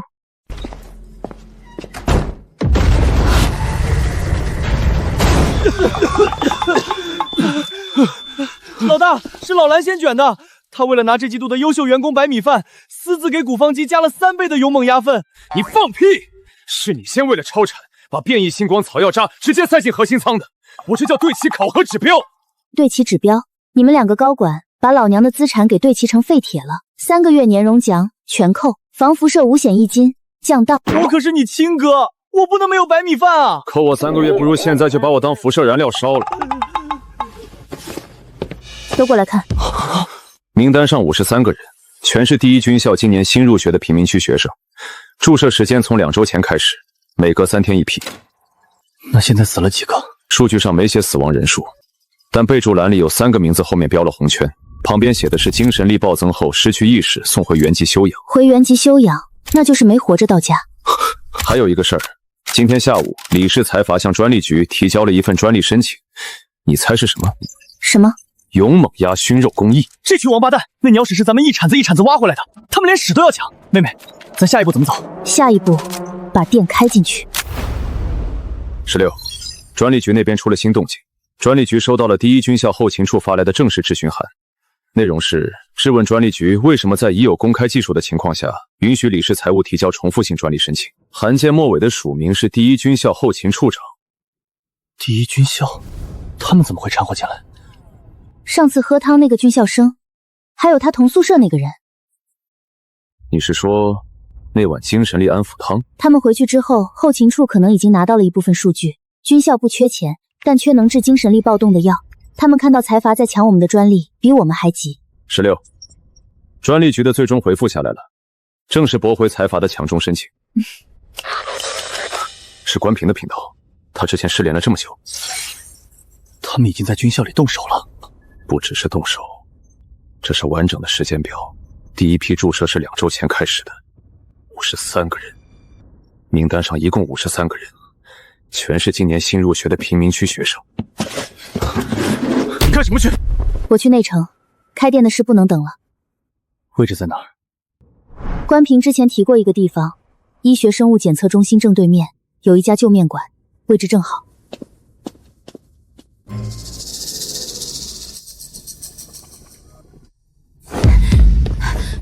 16，你疯了！把店开在检测中心正对面，内城执法队天天在这一带巡逻。慌什么？证件办齐了，合法合规。李氏财阀手伸的再长，还能平白无故砸一个合法纳税人的摊子？你喝汤还是吃面？我哪有心思吃东西？今天检测中心刚送进去一批军校生的血样，全被财阀封锁了，连我都没权限调阅。先喝了再说。如果财阀那边已经完成了第一批注射，我们现在做什么都赶不上。赶不赶得上，试了才知道。你帮我盯检测中心那边，血样数据出了什么例结果，告诉我一声就行。老板，来2碗网上说的那种汤，头快炸了。刚出锅的，趁热喝。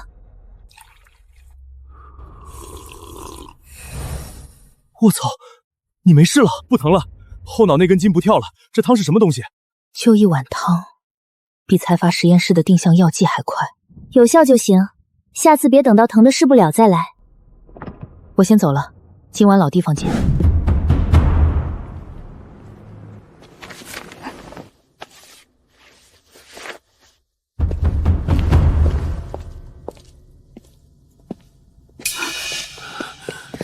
你怎么了？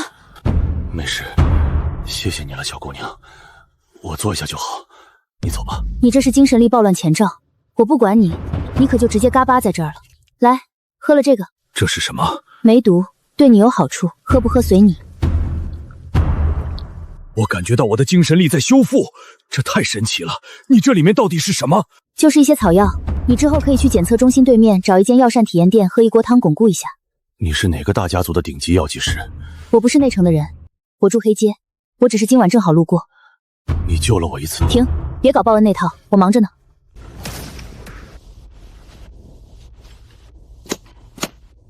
稳了，路上别急，汤洒了算你的，不算我的。11哥放心，洒不了。16，路线都对齐了，只要内城有单，10分钟内绝对送到。骑手都是老熟人，路熟嘴严，跑得快。路上遇到财阀的人，别硬拼。车可以不要，人得回来。老板放心，咱是送饭的，不是打架的。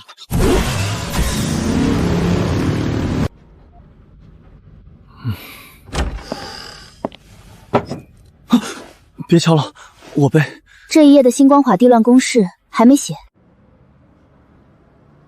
16，你干脆一勺子敲死我吧，和治安队干将都没这么累。这些字他们进不了脑子。进不了脑子就用手抄，抄3遍，抄完再背。16，你以前从来不逼我学这些，你老实告诉我，为什么非要让我考上内城的大学？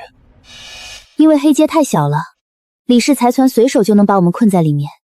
李振邦之所以到现在还没亲自来碾平这里，是因为他嫌脏。但如果有一天他觉得不脏了呢？那你教我。不要脸，太不要脸了！16，内城药剂师协会刚刚发了全网通告，取消了你和11的考试资格。凭什么？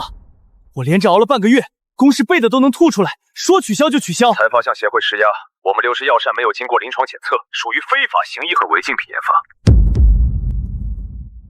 慌什么？他们越是急着取消，就说明他们害怕。老蓝，别管他们，把直播打开。现在开直播？开。今天我要现场炼制基因稳定药膳。药剂师协会不是嫌我没临床数据吗？那我就在全网面前做给他们看。内城的各位高管老爷们，听说你们嫌我的东西不合规，那今天我就做到让你们没法吊销为止。第一步，变异星光草和甘蔗耳根按3:1比例混合，捣碎成细粉。这一步的目的是中和星光草里面残留的微量辐射。第二步，加入辣辣草粉，注意，辣辣草不能多，多了会烧精神力。标准用量是每升汤液加2克。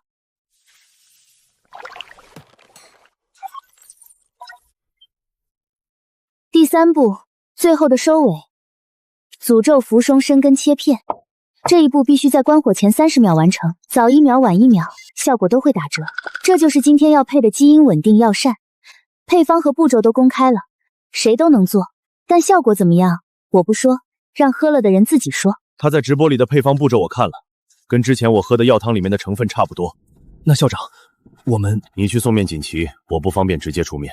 校长，这个丫头救过我的命，我顺带帮她长点声望，然后你再去敲打其他机构协会。她这个人，我第一军校照了。是。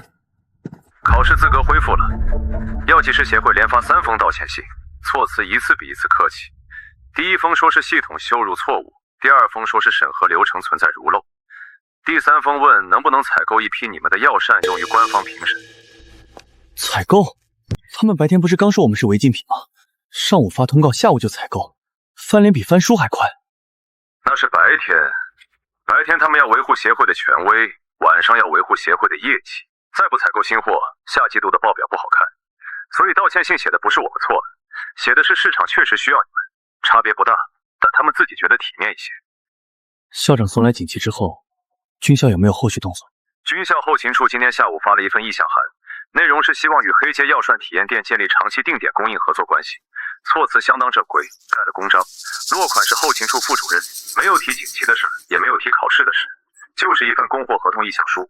合同意向书是发给谁的？发给药膳体验店还是林16本人？发给药膳体验店，收件人写的是负责人手。那我考药剂师资格证的事呢？军校那边没有直接通知，但药剂师协会在承认我的考资时，在他们的官方记录里标注了一条附注，说该考生由内城第一军校附属机构推荐，附注是系统自动生成的，不是手动填的。他们想通过这个方式确认推荐关系的合法性。至于电报，目前没发。16，那书说什么了？他说让我也去考。你之前不是说只要11考进去就行吗？你给他做资料整理和配方支持，他自己去考。不过说来也神奇，没想到16觉醒精神力后的异能是一本书。刚开始觉得这东西翻来覆去就是自动显示信息，现在越用越觉得他像是记了什么。之前军校校长不来送锦旗，全网不知道药膳的效果，考试资格还被卡着。李振邦以为只要封锁黑街，卡住考试资格，就能把我们摁在原地。但现在不一样了，所以接下来运校内部的年度推荐名额里会多出一个名字，这个名额会送到我手里。如果我不去考，名额就会落到其他人头上。林11考进去，军校多一个学生，我也考进去，李振模那边就会多一个变量。那你想怎么做？考，不仅要考，还要考第一。他们拼了命想关在门外的，就是他们不想让进来的人。如果他们不想让进来的是我，那我就在他们的考场上排第1名。排名出来之后，他们自己决定怎么处理，是承认第1名的成绩，还是改规则重考。无论怎么选，他们都要公开操作。你打算什么时候报名？明天。药剂师协会的报名系统开放到后天截止，明天填完表格，后天上交。那报名资料里推荐人那一栏，你准备填谁？第一学校的校长，他现在算教育机构负责人，并且他刚送了锦旗，能证明他确实认识我。另一个推荐人我还在想，明天填系统之前决定。16、11，快过来看这个！外太空有异常能量信号，频率不对，不是通讯，也不是交通信号，是军用级别的定向能量发射前的预兆信号。什么信号？财阀又来仲裁了？之前他们把仲裁文件发给协会，现在改发能量信号了？不是仲裁，是轨道波的能量预兆信号，发射前的锁定信号。坐标已经锁定了黑街广场中央位置，误差范围不超过50米。我确认了3遍，从信号模式频率波段的重复周期到锁定参数的编码方式，都跟军级轨道炮的预兆信号一致。没有误差。锁定时间是多少？24小时后，发射窗口从锁定信号发出时开始计算，到发射指令触发之间的时长是24小时。口径是军级标准，单发能量等量能把整个广场刮掉3层地皮。什么？覆盖范围超出广场边缘约200米。信号发射源来自内城轨道防御平台，距离黑街上空约6000公里。锁定信号发出之后有没有取消机制？还是说一旦发出就无法撤回？锁定信号本身可以在24小时内随时撤销，撤销指令需要通过轨道防御平台的指挥台发出加密确认信号，但撤销信号需要2个授权码同时生效，一个是轨道防御平台的指挥台，一个是初始发射指令签署人。那签署人是谁？锁定信号的底部有没有授权签名？签名是理事财阀董事会的数字化章印，签署时间与锁定信号的发出时间是同1分钟，也就是说，李振邦写的。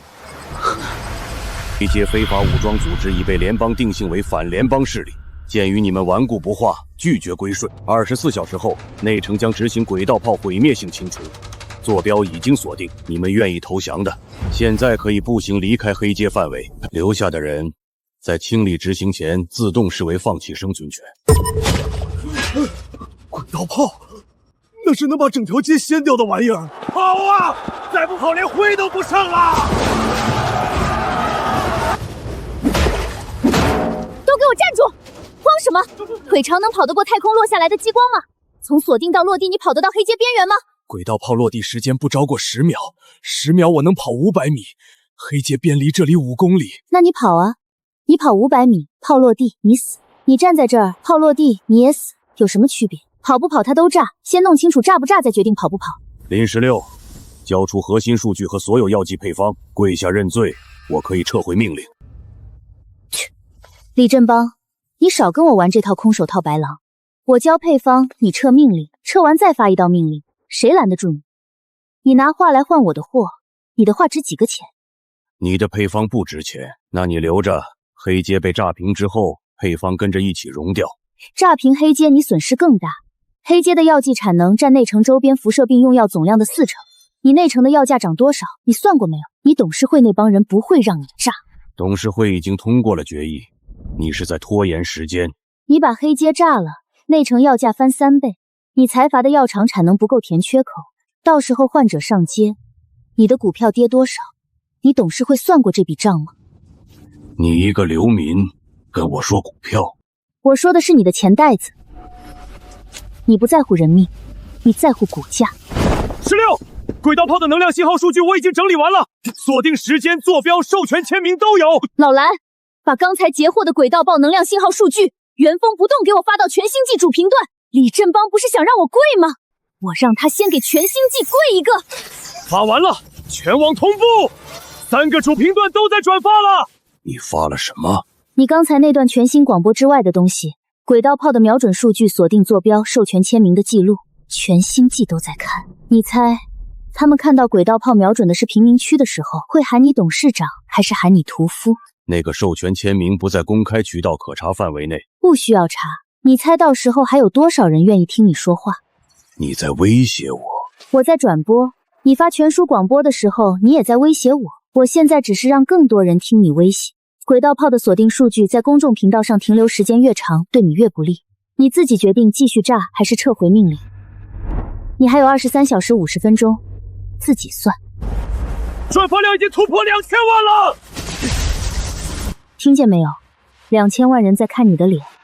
你继续站在这里跟我耗，还是回去开会？你选一个。你刚才说他撤走的信号是什么？信号切断时间是晚上10点40分，不是信号中断，是他手动关闭的。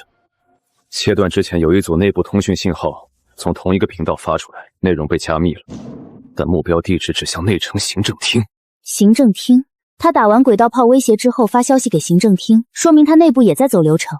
行政厅对他也有限制，不然他不需要通知他们。你把这组通讯记录也存下来，下次他再来的时候放给全星系听。光发数据有用吗？那炮还在天上充着能呢。S 级生物机甲，内城最强的地面王牌。最后通牒：24小时内不投降，轨道炮与机甲部队将同时执行清除。先从老子身上踩过去！不行，他的能量护盾毒数太高，我们现有的武器破不了防。哥，别冲动。那我们怎么办？等着被打？谁说要等了？老蓝，11哥，带上所有人，我有新活要干。做大铁锅，做大点儿，让内城的人隔着老远看见。今天老娘要办牛马帮第一分部成立以来最大的一场席，把你们能找到的所有废铁、装甲壳壳子、飞艇残骸全部给我搬过来。16老大，咱们要凭武器跟他们干吗？凭什么武器？做大铁锅。往左挪10公分，受热面必须均匀，不然扛不住高浓度药山池的沸点。行了，行了。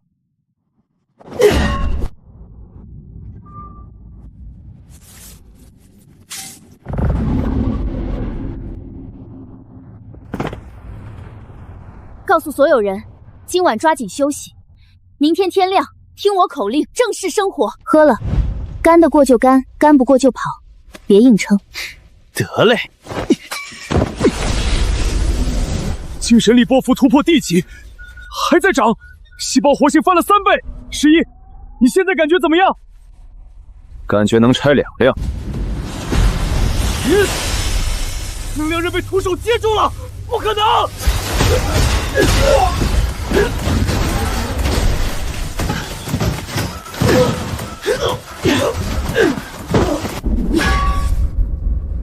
回去告诉李振邦，牛马帮加班费双倍，问问他给不给得起。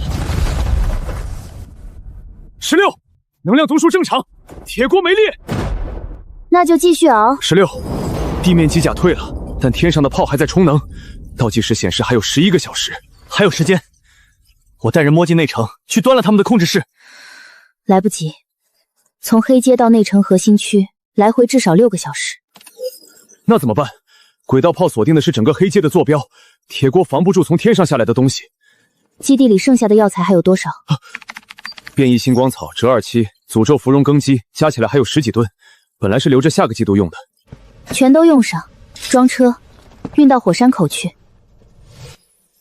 10几吨药材运到火山口，你要干什么？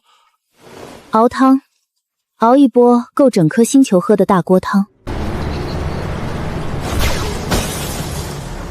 拦截！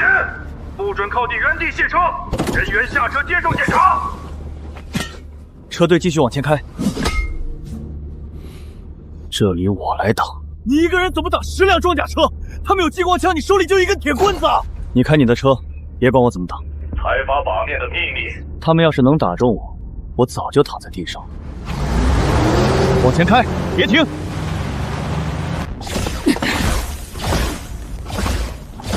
就一个人，你打不中。他移动速度太快，瞄准跟不上。刚才那一枪打在了他身侧半米。那就预判他下一步的位置再打，别等他停下来再瞄准，他不可能一直跑。你就这点准头？10辆车打不中一个跑直线的人。别管他说什么，瞄准了打。他这是在耗你的能量储备，别被他带着节奏走。他就是在转圈，每次变向都在我开火前的瞬间，不是运气，他在数我们开火的间隔。你们开一枪要等0.8秒才能开第2枪，我跑完这一步用0.6秒，你们打不中我。通知后面几辆车不要开火，等他停下来再锁定位置。他现在在车阵中间，你们开火容易误伤自己人。后面那3辆卡车已经到火山口了，你们现在追也来不及了。倒进去，全部倒。全倒？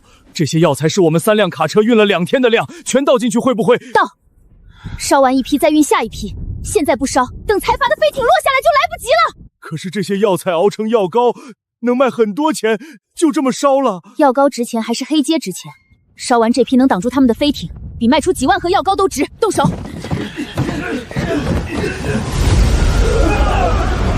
！16，第一批已经烧完了，蒸汽室扩散了，风速够，扩散方向稳定，正在朝黑街上空移动。你那边继续倒，不要停。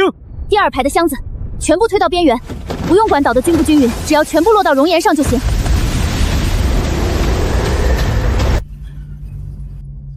16，第一艘飞艇的能量信号开始降了。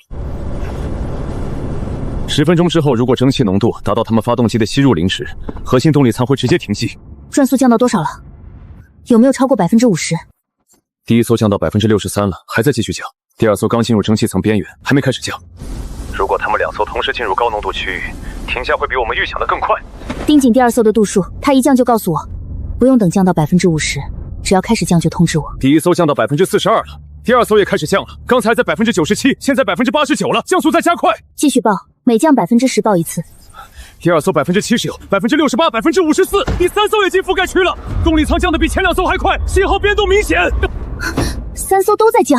对，第二批飞艇刚才也进入了覆盖区，一共4艘，现在7艘飞艇里6艘动力在下降，剩下1艘还没进入高浓度区。等第7艘进了覆盖区再告诉我。如果那艘没进，或者绕行，也要告诉我。第7艘进入覆盖区了，动力舱正在降频，降速比前几艘慢一些，但确实在降。16、7艘全进了，全在降。降到多少了？第7艘还在80%以上。前6艘最低的已经降到18%了，基本等于停机状态。他们现在没有推进能力了。1艘都没剩，全灭了，1艘都没剩。空中现在是死城。李振邦，你往黑阶地下埋了15年辐射废料，你把军校生当实验体，你用轨道炮瞄准平民区，现在你还有什么好说的？15年，林16，你对时间的概念太随意了。废料堆放不是我的决定，是财阀上一任决策层批准的。你看到的坐标记录了操作人员和日期，但作人员签字时没有向我汇报过。我接手的时候，这些记录已经存在于内部档案系统里，我没有主动销毁，也没有继续填埋。你把一个历史存档当作现任的罪证，这在国际法里的举证标准上不成立。不成立？那你在军校生项目上的签字也是上一任留下来的，还是说也是档案系统的自动记录？军校生项目的申请表格是由军方某分支部门提交的，财阀只是提供了资金和设备使用权限，签字确认的是资金拨发流程，不是实验方案本身。实验方案的伦理审查由该军方部门自行完成，财阀没有参与评估环节。那轨道炮呢？轨道炮的能量鲜明匹配记录也是军方部门提交的，财阀没有参与瞄准方向的决策。轨道炮瞄准系统由内城安全委员会备案管理，财阀拥有使用权，但最终锁定目标的权限由安全委员会确认。内城安全委员会的3名成员中，有2名是财阀股东。你的下属担任委员会副主席，在锁定目标之前没有提交坐标参数给安全委员会的其他成员进行复核，你管这叫由安全委员会确认？你不说话没关系，全星际都在看，你埋的东西全翻出来了。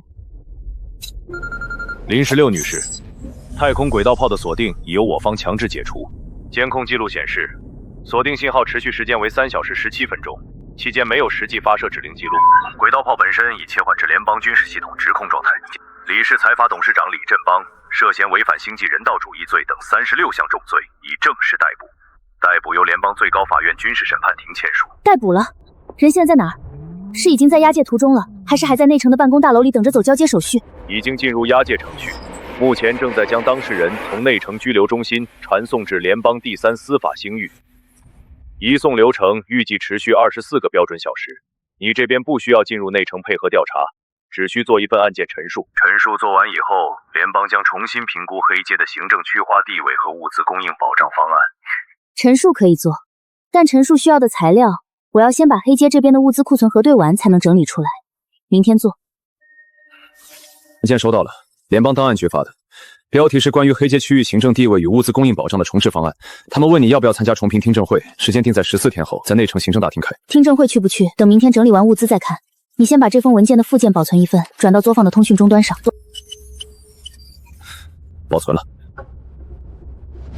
附件内容主要是物资供应恢复的初步计划，营养液渠道开放，7条运输路线，把黑街矿区、灰区重新连起来。但有个地方有点问题，他们把营养液的配额定了每日限供，上限设得不高，大概是内城居民标准配额的60%左右。正常，听证会之前，他们会先派人来黑街实地核查一遍人口和物资消耗数据。核查结果出来之后，配额数字可能会调整。你去通知一下刘明甲那边，让他把最近3个月黑街的人口变动记录整理成表格，不用签字，交到你手上就行。16，联邦批文下来了，撤销黑街流民定性，设立为药膳自治试点区，牛马帮获得合法居民组织认证。试点区认证下来就行了。还有一个补充条款，第一晕校后勤处申请定期采购黑街生产的药剂，采购量写的是按季度议价。按季度议价，那就是他们要长期买，不是一次性的。那就卖，反正锅还在，药材还在。16，内城的医学生物检测中心已经被联邦全面查封了，这几天都在进行技术重组。之前被李振邦迫害的学生也得到了最好的治疗。知道了，这次多谢你了，关药剂师。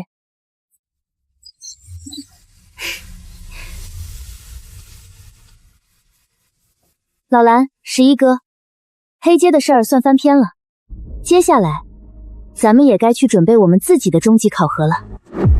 老蓝，你倒是摁啊！卡在这儿一动不动，我现在后背全是汗。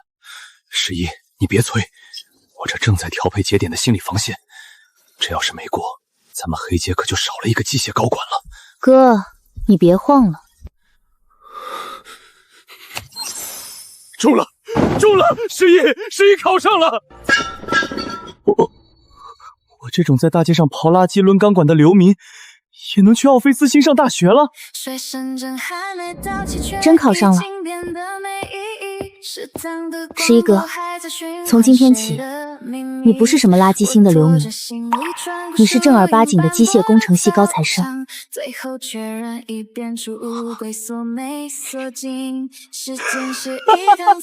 老子去给那帮内城的小白脸当同学去！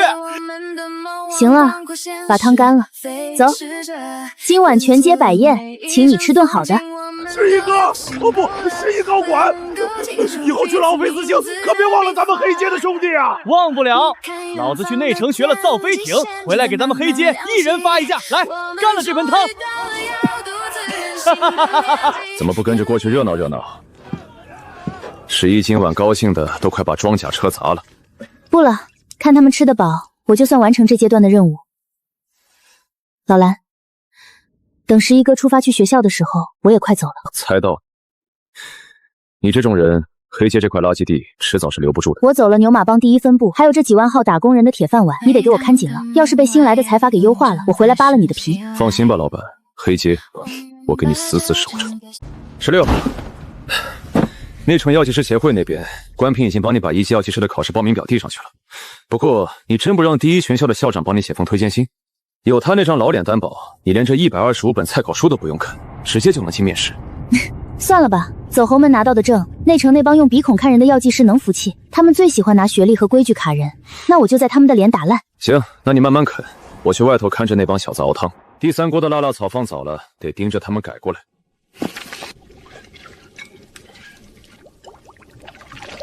第3锅辣辣草放早了，你先把火关小半圈，下一锅等水烧到冒小泡了再放草进去，放完搅3圈，别多搅。懂了，3圈，不多搅。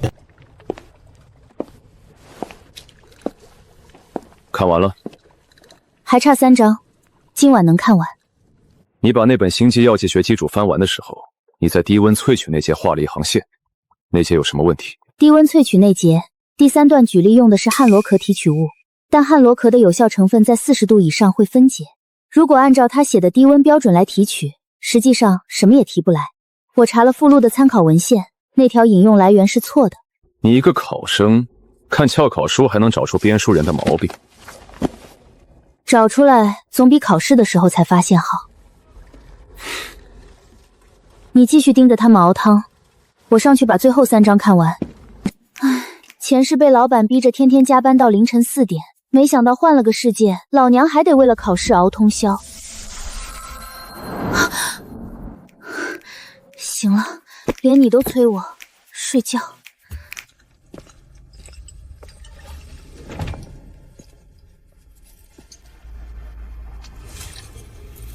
考试期间，禁止携带无关物品。行，您帮我收着。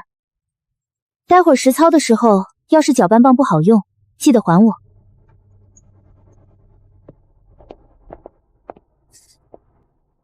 不称重，这里是考场，不是黑街。药性凭手感，这株采的早，含水量偏高，我按手感去水，才得出实际的有效含量。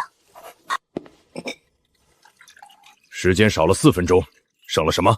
省了静置沉淀，我直接用控温替代，先83度，再升到86度，玄羽无会自动沉降，效果一样。实操你排第2，因为没用称量设备，合规性扣了1.5天。用称量设备就会错过加热窗口。排第1的3号涮学生，温度曲线平稳吗？你没器具，怎么知道他的情况？他2次大幅调整加热旋钮，目标要是84度，他肯定超温波动过，成品不稳。面试结束，你满分通过了。带走的药材我都封好了，变异星光草和甘蔗2菌各10包。奥菲斯星那边药材贵，自己带比现买划算。明天的非洲票我买好了，3张。第3张退了吧，我就不去了。黑街这边的事还没完全理顺，自治区的文件刚下来，需要一个认识人盯着。这个你留着，配方都在你脑子里，权限我已经给了。以后内城那边的采购单来了，你看着签就行。阁楼第3个铁皮柜里有2本手写册子，一本是药方，一本是配比记录，你留着用。你的诊所如果缺人，让老李叔那边调2个人上去帮忙。知道了。你那个药剂师招牌放着也是放着，该用就用。哥，走了，回去早点睡，明天要赶早。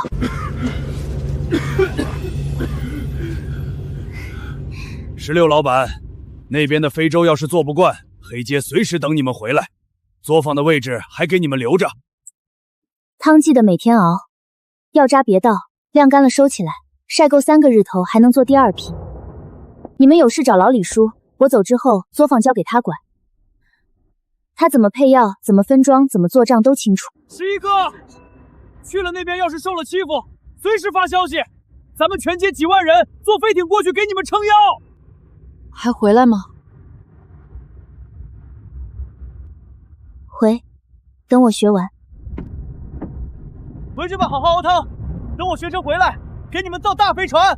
你那飞船得带厕所的，不然谁坐呀？